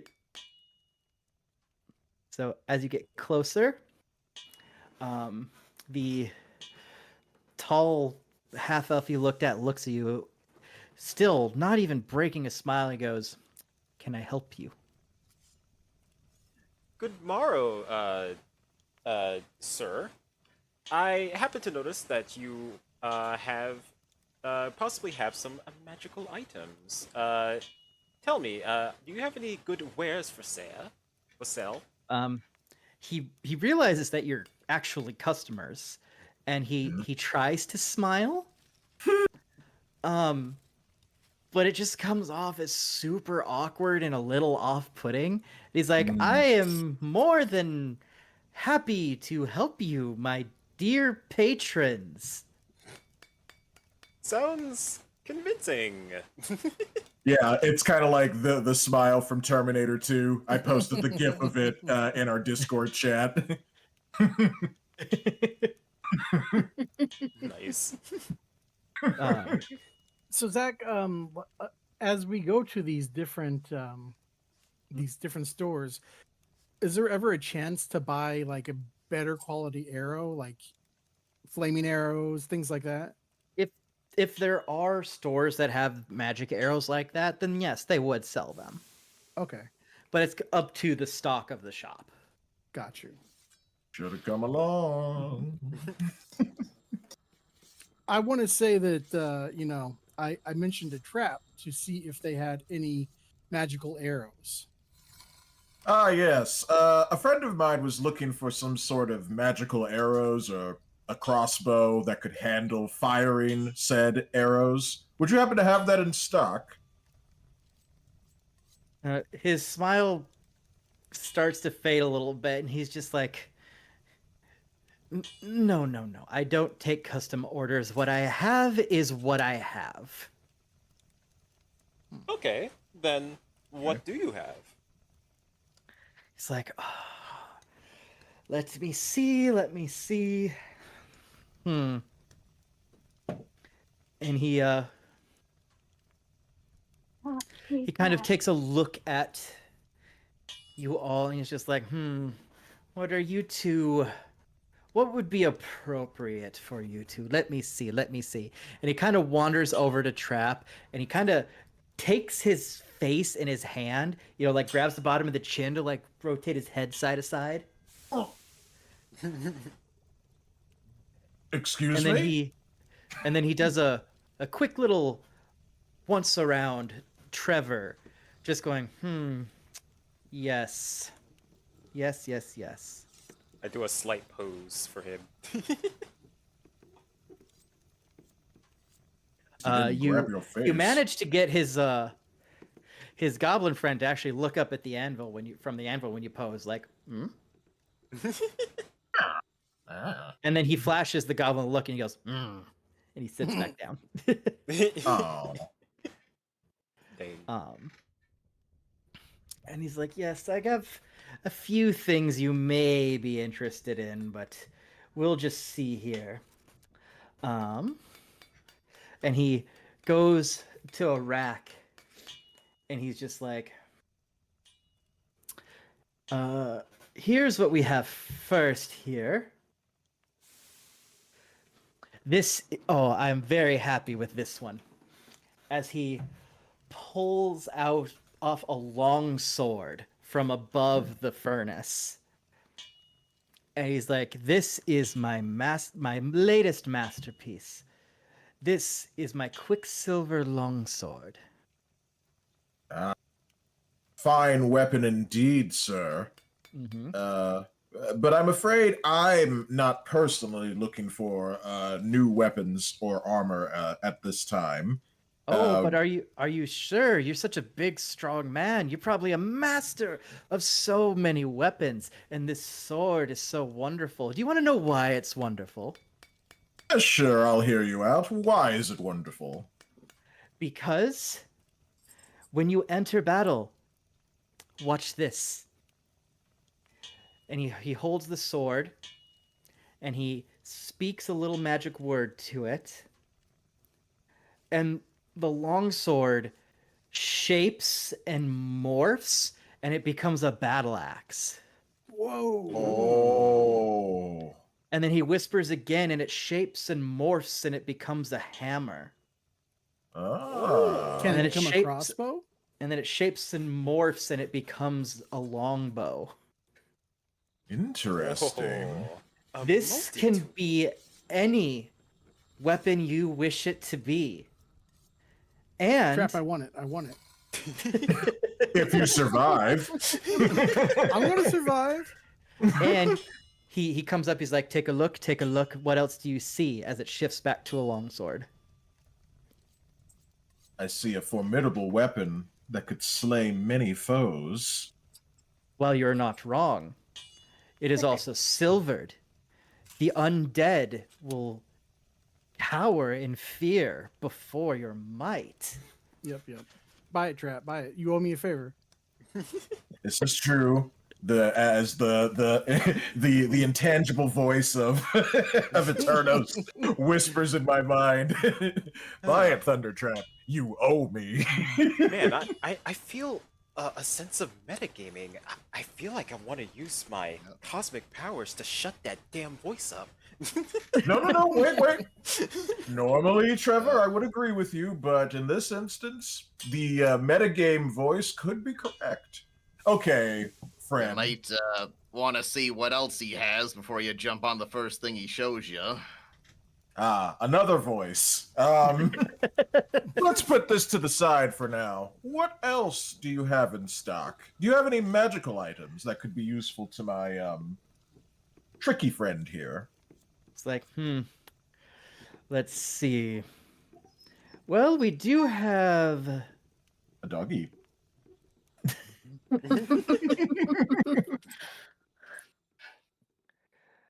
Let's see. We have a few things here.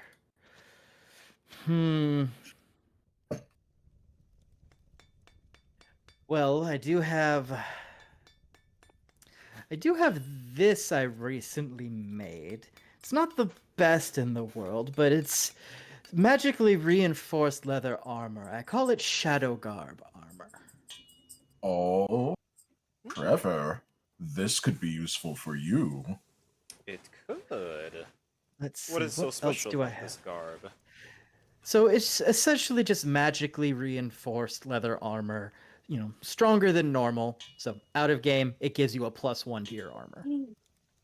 Okay. Yeah, can you even wear leather armor, Trickster? Or would that maybe be an upgrade for Trap? That's a good Trap question. actually isn't.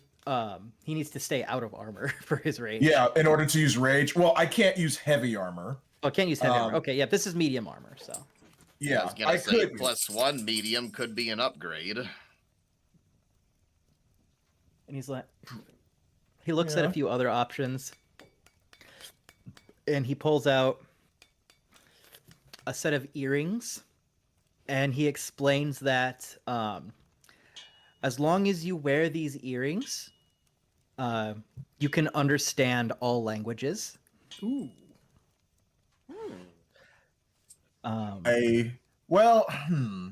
I mean, I already speak Common and Dwarvish really well, and some Elvish. But I don't think my character's really looking to try to, be a translator. I know that's probably kind of short-sighted, but that's not his mission right now. Yep. He also pulls out a different set of leather armor, and he's like, for anyone who's accident prone, this is fantastic. So the armor he pulls out is airy leather armor, which lets you cast Featherfall on yourself while you're wearing it. Oh, snap. So you basically can't fall and hurt yourself. Well, I've already There got you to go. levitate passively, so I don't think that'll be too useful for me. It's like, fine. I guess all I really have left here is... Ooh, how about this? Chainmail that becomes stronger when you are rained on. That seems very situational. Yeah. This is the second time someone's come into the stream and says, who's winning? Yeah, all are. Jay-Z already said that. Yep. Actually, we're shopping right now. That's what's going on. Trap is buying me a magic sword. Yep. Apparently, I am. So he starts getting a little frustrated, but he's like, fine, these are the last two things I have. And he slaps a pair of boots on the table. And he's like, these are bartender's boots. as long as you serve someone a drink, you are irresistible. And so how bartender boots work is you get +1 to your charisma when doing any persuasion or deception checks against anything that you've served a beverage to. You know what? I think I might actually want that. Yeah. And then the last thing he yeah. pulls out is a mace. And he takes out the mace and he puts a gold coin on it and he says a magic word and the gold coin gets sucked into the mace. And he explains that you can pay this mace money and it becomes stronger. Wow. Wow. Jen, don't you use a mace? Yeah, I do. Is it already like magically infused? Let me look. It's just a simple mace. It looks like it says simple sap. Yeah, this would Okay. be good for you then. Yeah, I think that would work well for it. I mean, it just depends. I only have 75 gold, so I don't think I can buy. Well, and, I'm going to say that I gave you some gold for me ahead of time. All right. How much did you have? Let me double check. So, Probably should inventory. see how much everything is first. Sure.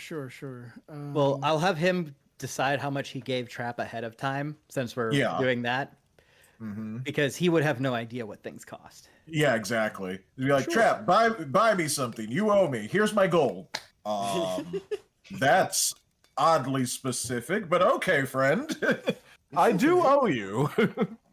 Yes, you do.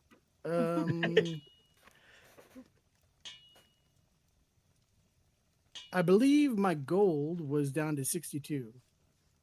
You can check on your character sheet in your inventory. Yeah, I am. Yes. From what I'm seeing, you're at 62. Yeah. Okay, so I'll add 62 to my 75. Did you give him all 62 of your gold? I did. Okay. Okay, then there we go. So I'm at 137. Okay. And Dexter, how much do you have, by the way? 100 gold. Okay, and cool. 1 silver piece. Of course. All right. So he goes, is there anything that catches your eye? Yeah, I'm getting to that voice in my head.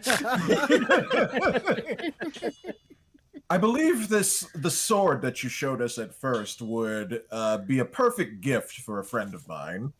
Ooh, fantastic. Your friend has a good eye. That will be 550 gold pieces. I kind of thought something like that. Yeah, me too. I mean, it is a good weapon. Yeah. Not even combined with our, like, that would only be 237. Man. Yeah, I'm sorry, friend, but we do not have enough for that. How about that +1 leather armor? Actually, I want those boots that could make me irresistible. Why not both? Well, I might not have enough for both. How much are the boots that make you irresistible if you serve someone a drink? Like, let's see. I've had these for a while. And they are just kind of taking up space. I think I can let them go for, say, 50? 30.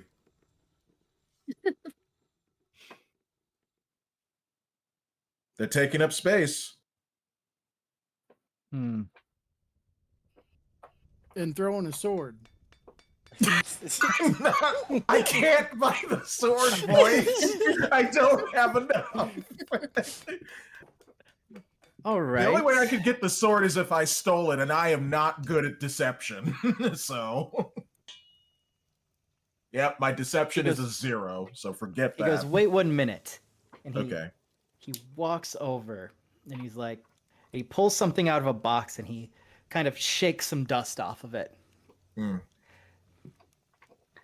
And he says, and he looks at you as, are you someone who has a problem being, I'll just say it, smart? could say that. I'm not the smartest tool in the shed. I'm more of a hit someone and hope I don't die kind of guy. All right. So he looks at both of you and he goes, 50 for the boots, and I will throw in this. And he pulls out a hat. And he says, if you ever want to seem smarter, that's what this hat is for. And so this hat, whoever wears it gets a +1 to all investigation checks. Oh, wow. Please tell Dexter, me I it think looks stupid. It's a Sherlock Holmes deerstalker hat. Oh, it's perfect for yes. You know what, friend? You've got yourself a deal. All right. Don't worry, Sean. I will give you back your 67 gold. Or 62, sorry. Yep. So, So with that, so Trap, you can add bartender's boots and a Alright. deerstalker hat to your inventory. Nice. well, I'm gonna give the hat to Dexter. Or sorry, Okay. Trevor Trickster. Sweet. Right. Let me go. Okay, inventory. You said bartender boots. And if they don't show up, just make a note of it and I'll add them in later. Okay. What was the name of the hat? Deerstalker hat. You'll have to make sure you carry some ale around or something with you, Trap. So if you're talking to someone, you kind of pull it out, pour it into a cup, and say, "Hey, how about a drink?" That's exactly what it is. It's like, what if we come upon, some sort of, situation where we do need to use some deception, and then I could be like, look, we give up, we surrender. I bet I pour you a drink, as a show of civility. Pull the old Obi-Wan Kenobi war crimes trick. Sure. Yeah, I'm still I'm searching for the bartender's boots. Yep. And if, like I said, if you don't find them, just put them in your notes and then I'll get them homebrewed in. Okay. Yeah, I don't see it showing up. Let me try just boots. Let's see what happens if I type that in. Add items. Boots. Oh, that's not how you spell boots. Okay. Boots of elvenkind, of striding and springing, winged boots. Boots of levitation, boots. Yeah, it's gonna have to be a note. I don't see it. Yeah, me neither. problem. I'll make mine a note as well. Yep. And so I'll just get that made. Yep. So now whenever Trickster wants to be Sherlock Holmes, he can just put the hat on. Yep. Oh, and he has to pull out a pipe and a monocle. Just like, with a squinty face. The temptation to make that like a set of magical items that you guys have to find throughout your journey, and if you do, you just become more and more like Sherlock Holmes. That's funny. Come on, Sean. I don't have enough. Not even. He wrote on the X stream. You have failed me. You have failed this city. I mean, as long as no one buys it, you can always come back for it. Yeah, just like what I was maybe after thinking. after the next job we can come back for it. All right, but we're coming back for it. Okay. As long as I get wanna- out of the castle. Yeah, you have to survive. Actually, I want to ask how much those earrings are, I was just about to ask that. Yep. because He's like, those I could can- like. Sorry, go ahead, Sean. Zach. Ah. So is it Trickster asking? Or is it Trap asking? Yeah, you go ahead and ask because I got essentially what I wanted. Yeah. All right. So he's like, these are fairly simple to make. I can let them go for 30. Done. All right. You now have a pair of Babel earrings. Babble. All right, let me see if I can find that one. Babel. I love that this has turned into a shopping trip episode.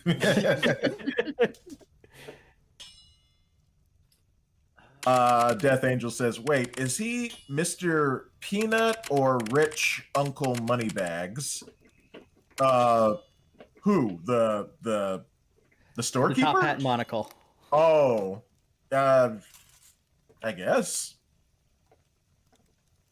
I've heard of Moneybags before. Hey, Mr. Peanut, isn't he from well, you know, the peanut mascot? Yeah. Planters Planters. Planters Peanuts, yeah. I think he means Uncle Pennybags, the Monopoly guy. Oh, we should have just said the Monopoly guy. I would have recognized. I'm sorry, Death. I'm very not cultured. Forgive me. He's not. He's not. I'm not. But hey, at least I'm not fighting for my life. Yeah. I can't. I was find the just earrings thinking, either. particularly since Okay, no problem. Just make a note and I'll get it added in. Okie dokie. I was just thinking, particularly since Trevor's top hat is a stand-in for a bag of holding. Maybe you can do some magical mumbo jumbo and combine the Sherlock Holmes hat into your top hat, so you're just wearing it all the time. If I can find a way to do that, that would be kind of cool. Yep. Well, I guess for now you can just put the Sherlock Holmes hat into the hat of holding, and then just switch out the hats. You know, when the situation arises. Yeah. Oh, that'll probably be the easiest way to do it. Plus, then you get Mhm. that fun Bugs Bunny effect of like a Looney Tunes character, like, I got this. Yep. Zach, I want. Hmm? Oh, good. I'm sorry. Nope, you're good. Okay, I wanted to leave the castle and come to the shop where they are. Your character wouldn't know about the shop. Yeah, that's what I was gonna say. Yeah. And you still gotta escape. Well, I You could just could, run away. I was gonna say you could just run out of there. Yeah. Yeah, let's see. Where are we? Okay, so yeah, we crossed this bridge over here. Mhm. So it looks like your best bet of escape is to head south. Yeah. And I don't know, we could somehow say that we meet up. But Yeah, you pass him in the street as he's running for his life. yeah. So I head south and I come this way. But And then wait a I- second. Didn't you fire an arrow like at the attacker? No, not yet. Not yet. He readied to do that. Oh, he Yeah. readied. Oh, okay, sorry. Continue. So I come over here and I hear you guys talking off in the distance. So I come find you. You would have no idea they're over there. But they're right here because so what I'm saying is I came straight down, started walking this way, and then by the time Yeah, I got here- that's several city blocks. You're not just gonna casually hear someone. Zach, Yeah, I you're imagine hard this on is- me. this is like very much kind of like trying to find someone in the middle of Los Angeles or New York or something.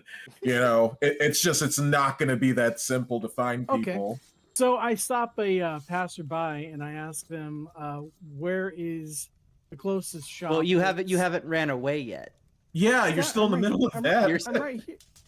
What do you No, have? you readied your crossbow, and then Oh, okay. because that was going to initiate other things, that's why I let Oh, right. everyone else Yeah. go through their stuff. Yeah, he asked Gotcha. like, "Do you want to leave or do you want to fight?" And you chose to fight. Dude. Yeah, you chose Right, to right. stay. Yeah. Yeah. You So- silly So, man. okay.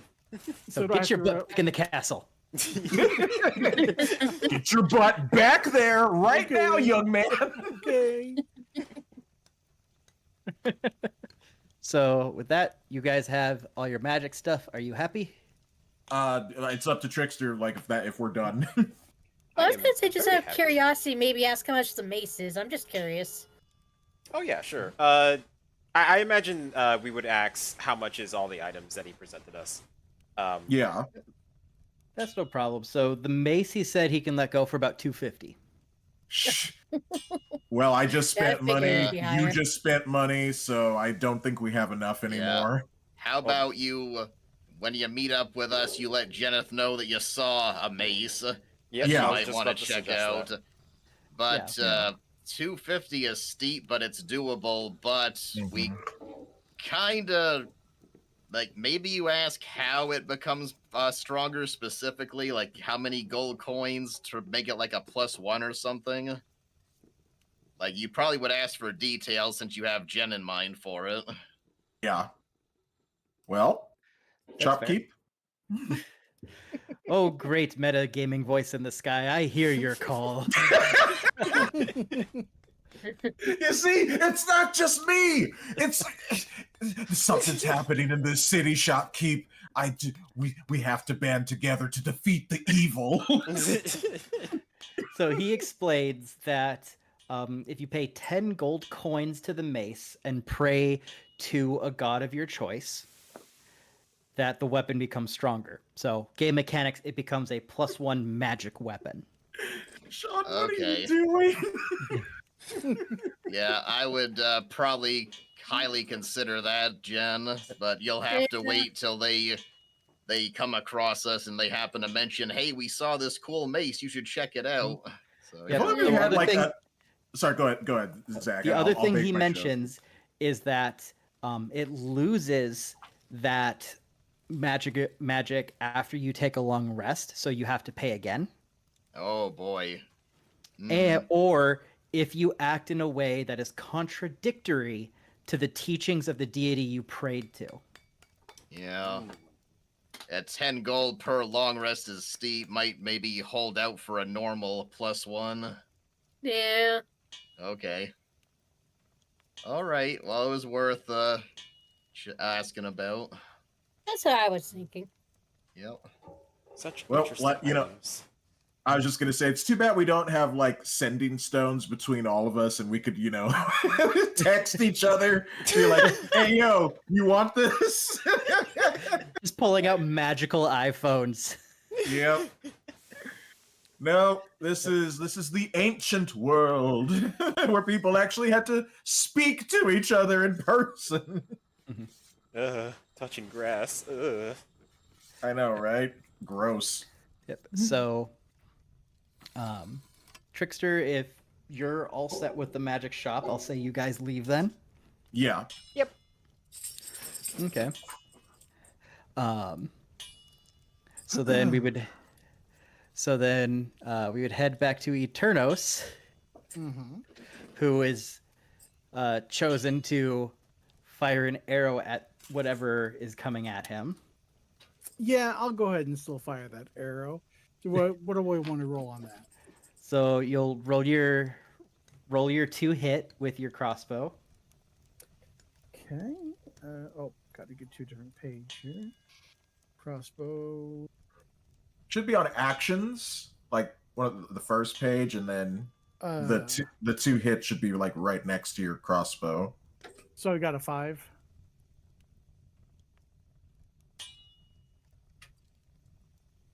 Oh, Well, yeah. You rolled your damage. That's the damage. You got to roll the 2 hit. Yeah, your 2 hit should be the +5 right next to it. Oh, got you. My fault. 23. Oh, There okay. You want to? Can he roll another damage? Or Yep, I'll let him re-roll the damage. 8. So 11. Hooray! So the thing you hit makes a spongy sploosh noise, You.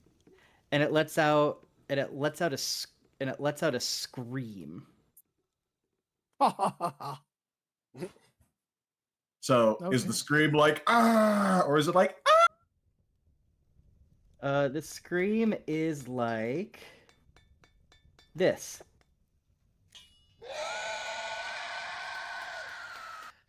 Oh. Oh, I didn't hear it. Oh. It was really cool. Maybe if I refresh it. Let me try that. Do a quick refresh, and then I can play it again. Yeah, I'll do Okay, refresh too. Just a second. It Dang was it. monstrous and guttural. I loved it. Okay, I've refreshed. Oh, just a second. I'm refreshing. Okay, yeah. Sorry. Okay, go ahead. Nice. Oh yeah. Okay, yeah. Oh, Now I yeah. heard it. Awesome. Okay, so you So- guys heard it now. Yeah. So my question is, Zach, does this creature drop anything? Nope, not as far as you can tell. Okay, so then, am I able to move further into the castle past where that creature was? You can try to. Okay, what do I need to roll? D20 or? It's not up to what you roll. Oh, okay. Well, go ahead.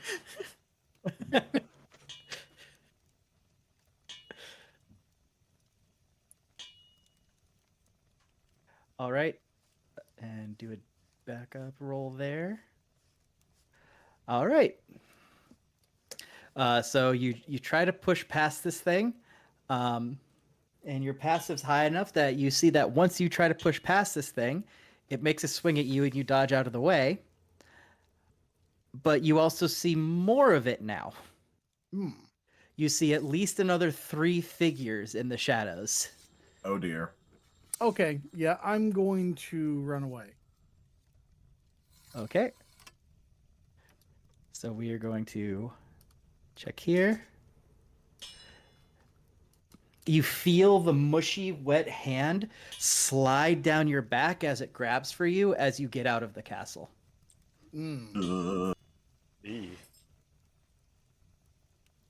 Okay, so I am out of the castle now. Yep.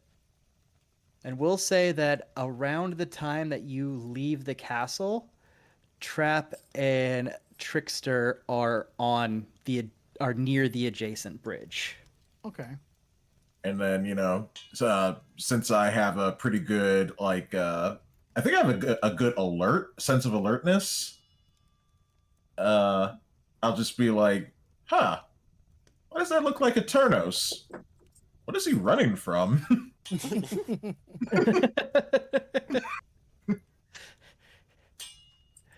But yeah, so we'll do that. And right before you guys meet up, so Foos and Jen, you're looking for the other dwarf, right? Yeah, we're looking for a Gromley. Mm-hmm.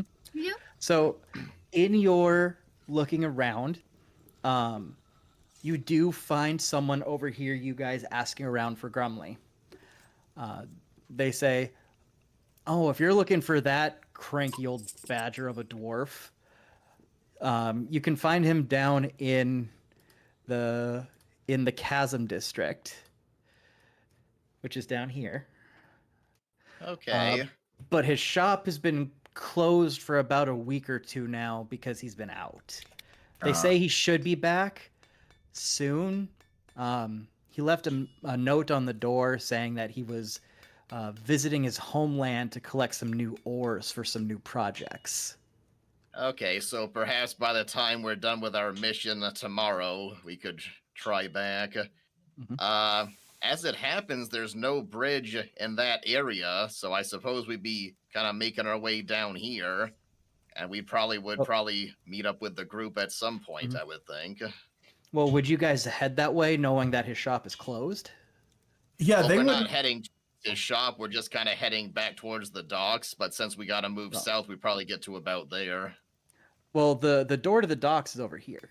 Yeah, I was like, we got to be more over that way. Yeah. Oh, that's where the docks are. The gate to the docks is right about here. Yeah, and the Beach Leviathan, isn't it? Isn't that in like the same? Yeah, the Beach area? Leviathan Yes, is down right here. Yeah. Okay. So that's where Well, we probably Trevor and I just was getting to. we're just gonna wander. We'll wander about this direction, but we're just kind of looking for other shops, I guess. Mhm. Like maybe we can find another blacksmith or something, Mhm. or another magic shop.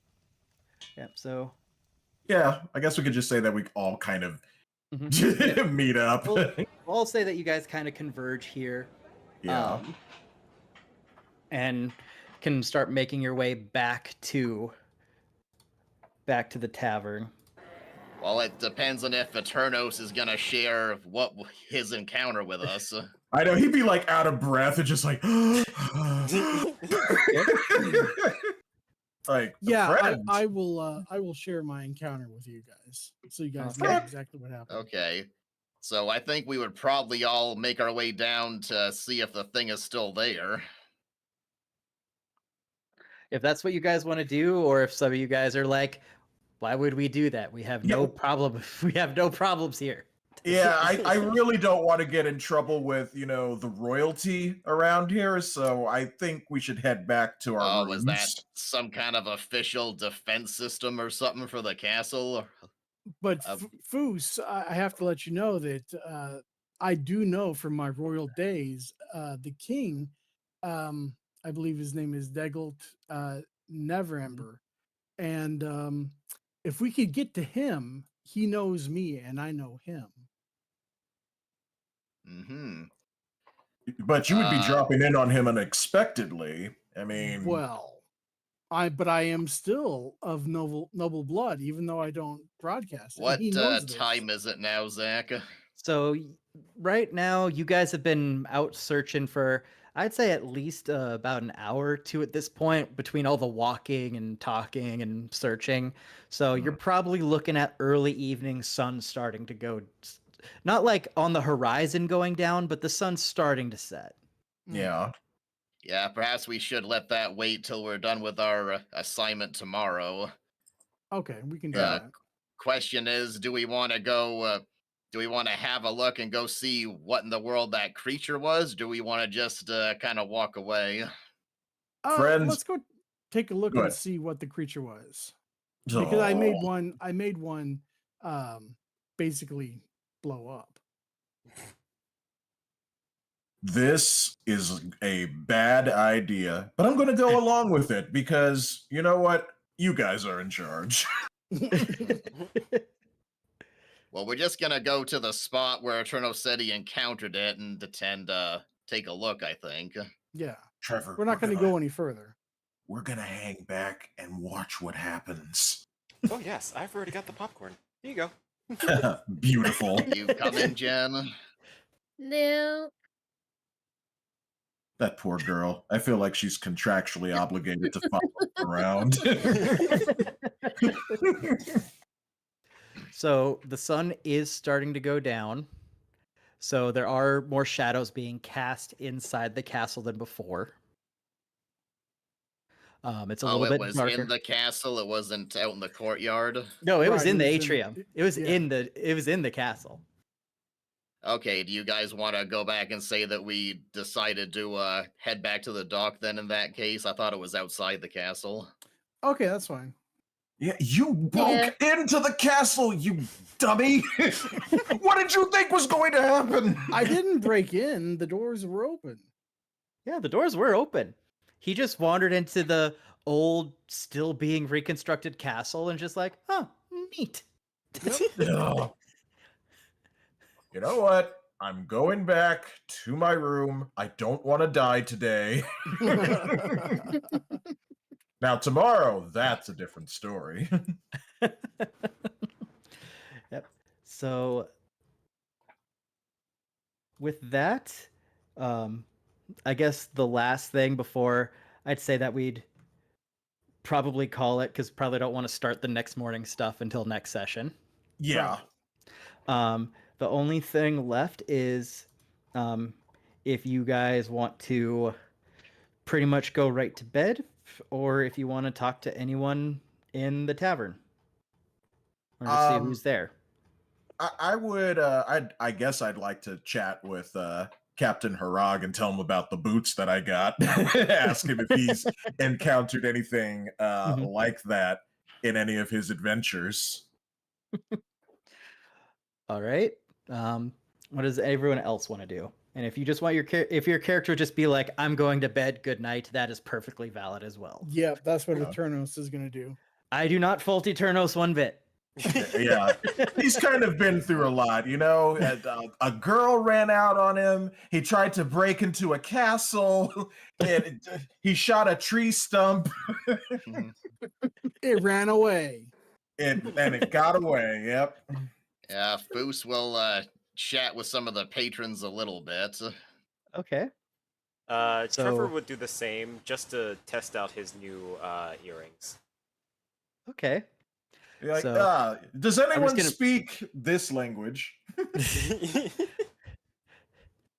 Do the Yep, earrings just so- make him comprehend the languages but not speak it?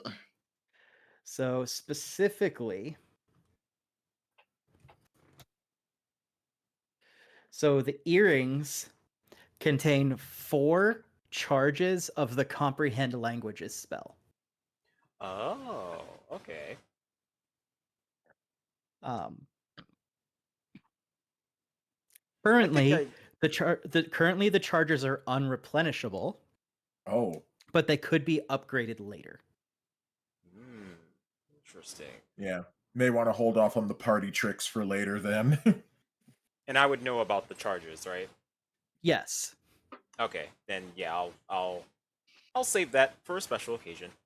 Okay. So I'm just moving your tokens for my thing. So Trap's talking to Harag. Mm-hmm. Eternos is like, fuck this, I'm out. Yeah. I've had a horrible past 3 days. I need to chill. Yep. So Foos is checking out the patrons and stuff. Trevor.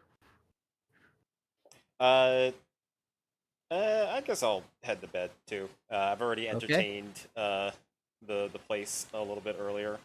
I think I'm good. Okay. So we'll put you in the bed pile. And Jeneth, what would you like to do? I think Jeneth is gonna head to a room, also kind of settle down with some prayers and meditation to relax. All right. So also going to bed. All right. So we'll just wrap this up real quick here. Oh, I forgot to tell Eternos about that sword and that strange voice I heard. Yeah, well, maybe tomorrow. So I'm just doing a quick check here. Mhm. So And I forgot to give him his money back too. Whoop. He'll be coming for you tomorrow. Ah, where's my money, man? Where's my sword? Where's my money? You don't even know about the sword, but I will give you your money. Oh, I know about the sword. well, and until then, we'll just take out the gold here. Yeah. There we go. Just as a nice little reminder for when he goes to buy something himself and he's like, why am I broke? Yep. So yeah, so as far as going to bed and stuff, so Jeneth, just with your kind of your passive perceptions and stuff, on your way back, you happen to get a quick little glimpse of the kitchen, and you see a really, really weird looking human who who you can assume is the cook because he's the one making everything. But he was just so oddball looking that he just kind of stuck in your mind a little bit. Just kind of one of those happenstance things. Kind of like seeing Gary Busey for the first time. What? Was that real? Yep. Eternos, with your passive, you get a glimpse of another dwarf that you vaguely remembered seeing earlier when Trap was being mildly racist. But I was proven correct. And you also noticed that this dwarf seems to have a little pet monkey with him. Monkey. And you just kind of make a little note of that in your head. Okay. Trickster, while you're going up, you notice sitting at a far table on the opposite side, you see 2 Ganasis talking and having a good time relaxing while having a few drinks. Oh, are they the same air Ganassi as me?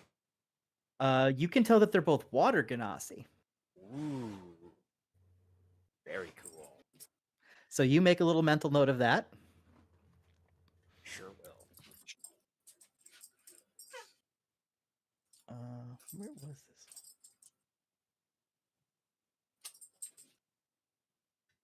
Where was that? Is it above? Now Zach is going to put slightly racist in my character sheet.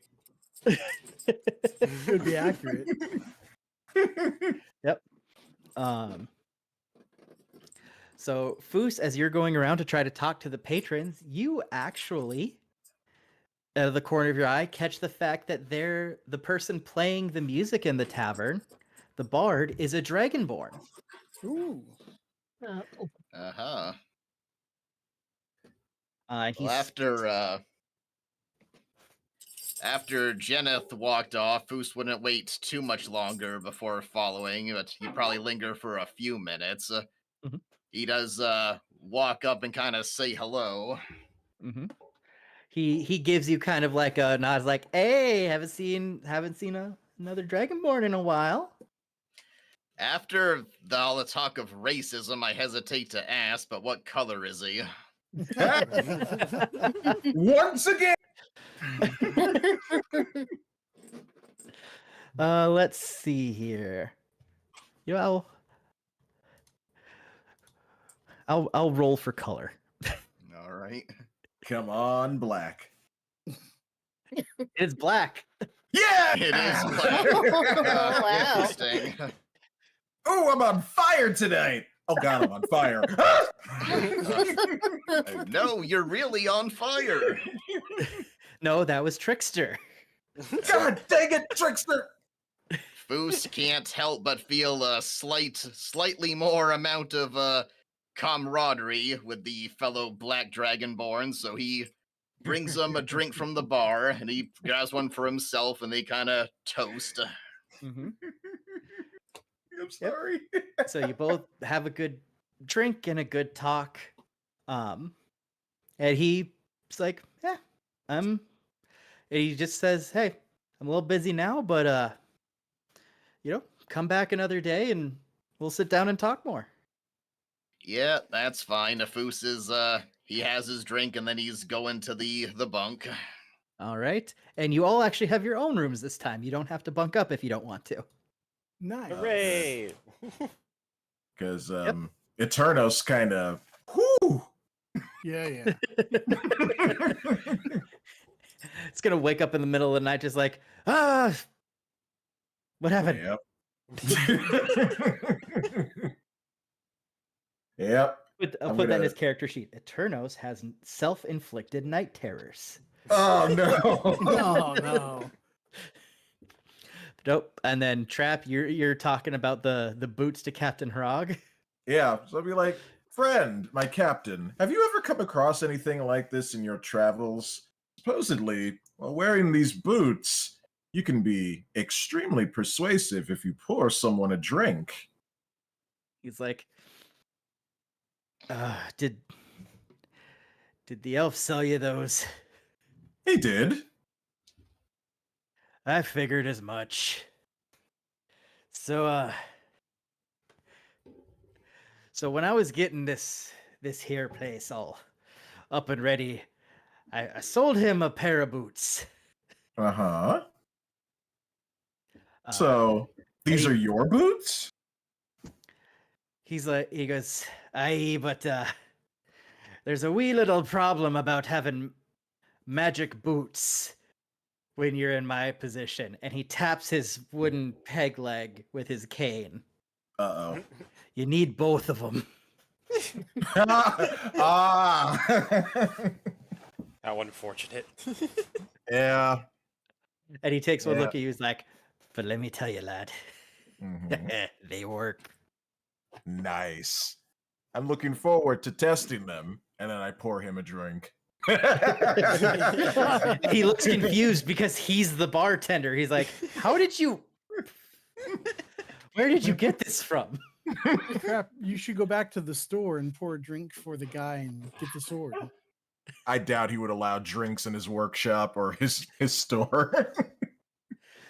Now, I'm not condoning or anything, but I am saying specifically the description of this set of boots says you get the bonus anytime you serve someone a beverage. It doesn't say they have to drink it. Ah. That is an interesting loophole. I will make a note of that. But I'll just have a good hearty laugh with the captain and be like, you know what? They do work. And he laughs internally because he realizes that if you bought it today, you haven't had time to attune to the magic item yet, so he gladly accepts the beer. Ah, I didn't realize it took that long. Oh well.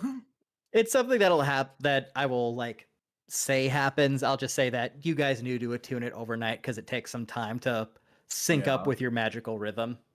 Yeah. That's what that means. That's pretty cool.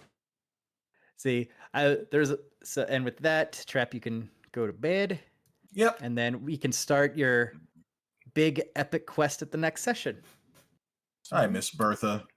Of course you Just- do. Just Trap laying in bed, just like, oh man, I miss that woman. Yeah. I might have to marry that woman. Somehow, Trap knows it'll never be the same with anyone else ever again. Pretty much. She's his gold standard. You know, when you find something that works, it works. Plus, we had such a great conversation about, like games and cheaters and things of that sort. So who knows what else we have in common? Yeah, Trickster got to learn about cheaters too. He sure did. He still got that butt scar from the fire. I'm gonna turn on my webcam in Discord for just a second here. Oh, sure. Oh, never mind. It's defaulting to my VTuber. Let me see if I Oh. can switch it real quick. Okay. Uh, I think you should be able to. video, Yeah, video Camera. settings. Yeah. webcam. Did it Oh, do Sean, it I or was just what? looking at your setup. If you download the D&D Beyond app, it actually syncs up with your character sheet better. Oh, does it? Yep. So it'll actually like section things off so you can actually just swipe between the different menus rather than having to scroll through the whole page. Oh, rad. And then you'll Okay. just be able to tap what you want to roll and it'll auto roll it for you. Neat. Cool. Well, I don't know why my camera's not coming up. Maybe because Animes is using it. I was just showing the fact that Lucky just had to get in my lap. Silly Aw. guy. He was Well- trying for about the last 10 minutes now, and I finally pushed back so we could jump up. Aw. Well, hopefully next time we can Mhm. see that. Well, I guess that's it then. That was a good Mhm. session. We went shopping. Yeah. You guys went shopping, had fun times at the brothel, almost got murdered by a mysterious thing in the castle. Yeah, well, we got all our side stuff done, so next session we'll be heading right out on our next adventure. Yep. And that So you guys poor will be able red to get rid of- herring. It was fake, Yep. Mon. Yeah. The red herring was a red herring. Mhm. So, Zach, do I get the app from the Apple Store then? Yep, I you get- can I just guess that download it makes right from sense. there. Cool. Oh, perfect. I found the perfect GIF for this. I think you all will yep. You'll all appreciate this. Oh, yeah. It's a fake. A fake! Yep. He was very upset about that. Dexter, we'll watch Deep Space Nine and then you'll get the significance of that scene. Sweet. I plan on watching that. Yeah, needed a little bit of direction. The director should have been like, no, no, no. Try it just like, it's a fake. Don't say fake. Yeah, don't drag it out. But hey, it's meme worthy, you know, so It was You all. gotta I think it's remember the memes matter. mm-hmm.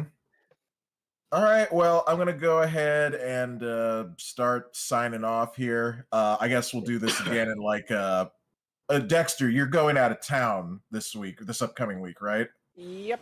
I'm going away for my birthday / Mother's Day to see my Nice. sisters, my nephew, and whoever else is there because they keep things secret because of my birthday. Yeah. That'll be fun, and that works out perfectly because I will be busy next week. Not because I'm going to a birthday, but because my wife is going to a birthday that I'm not invited to. Oh, Oh. Wow. I joke. My best friend's girlfriend is having a girl's only birthday, so it'll probably mean I'll end up being with him as he gets kicked out. Of course, of course. You'll have a guy's day. Yeah, make it a boys' day out. Oh yeah, that's typically what we do whenever they hang out, because it's just like, well, we know we're both free. Yeah. So why not? So yeah, I guess maybe what's the Saturday after this one? My calendar's gone. Maybe the 17th. Yeah. That should work. Mm-hmm. Sweet. Did you say you were gone till the 18th, Dexter, or is that 17th gonna work for you? 17th's gonna work. I should be back by that Tuesday or Wednesday. So yeah. Okay. So if you're not back by the 17th, then that means something probably went very wrong. Yeah, I'm probably stuck up in Pennsylvania. You guys are gonna have to get me. Oh no, we have to go to Amish country. We'll send up fireballs. We're going on a road trip. It'll be awesome. Because wait, if we go west to east, that would mean Trap would have to come pick the rest of us up on the way. Yep, I'd have to drive in my non-existent car and come pick you all up. Dude, where's my trickster? I know. Well, Trap, you have some. Oh, those are shared viewers, aren't they? Yep. Yeah, Okay. I only have like what is it showing me? 4 viewers. So Yeah, I was gonna say my viewers keep going from 3 to 4. I was thinking maybe we could do a combined raid or something. yeah. Yep, I was going to just pass it on to you, but yep, don't think I have anyone. Oh, Greg's streaming. Yeah, he's playing Actually. Balatro, so yeah, we could raid him. It's been a while. Balatro, let's go. Oh, Death Angel says, "Hey, I'm here." Well, hey, we appreciate you being here and watching. Absolutely. So we need to raid. Guess Okay, we can all raid then. Yeah, so his channel is the Lunchbox Pub. I'll post the link in our Discord if you want to come along with that raid, Zach. If you don't, that's fine. No, I'm perfectly fine with that. Okay, great. So we'll just call it like D&D raid. Mm-hmm. Yeah, we don't even have Good. to. You don't even have to raid my channel. You can just raid his, and Yep, it'll that's be like. what I'm doing. Okay, cool.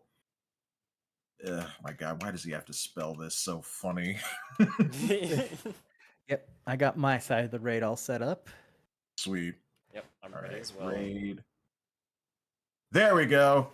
All right, thank you all for watching. I'll be back actually tomorrow. We're going to try to finish up Donkey Kong Country 2 with me and Shweeby. And then Monday, I'm going to do a Blender stream where I'm not actually going to follow the Udemy tutorials. I'm going to make a baseball. Ooh. We'll see what I do with it later.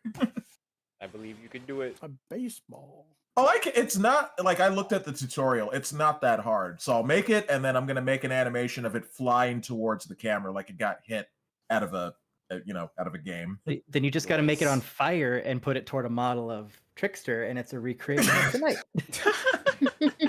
I don't know how to do fire yet. I would. Can't do fire. How embarrassing. Hey, can you make a baseball in 3D animation? I haven't tried. Well then.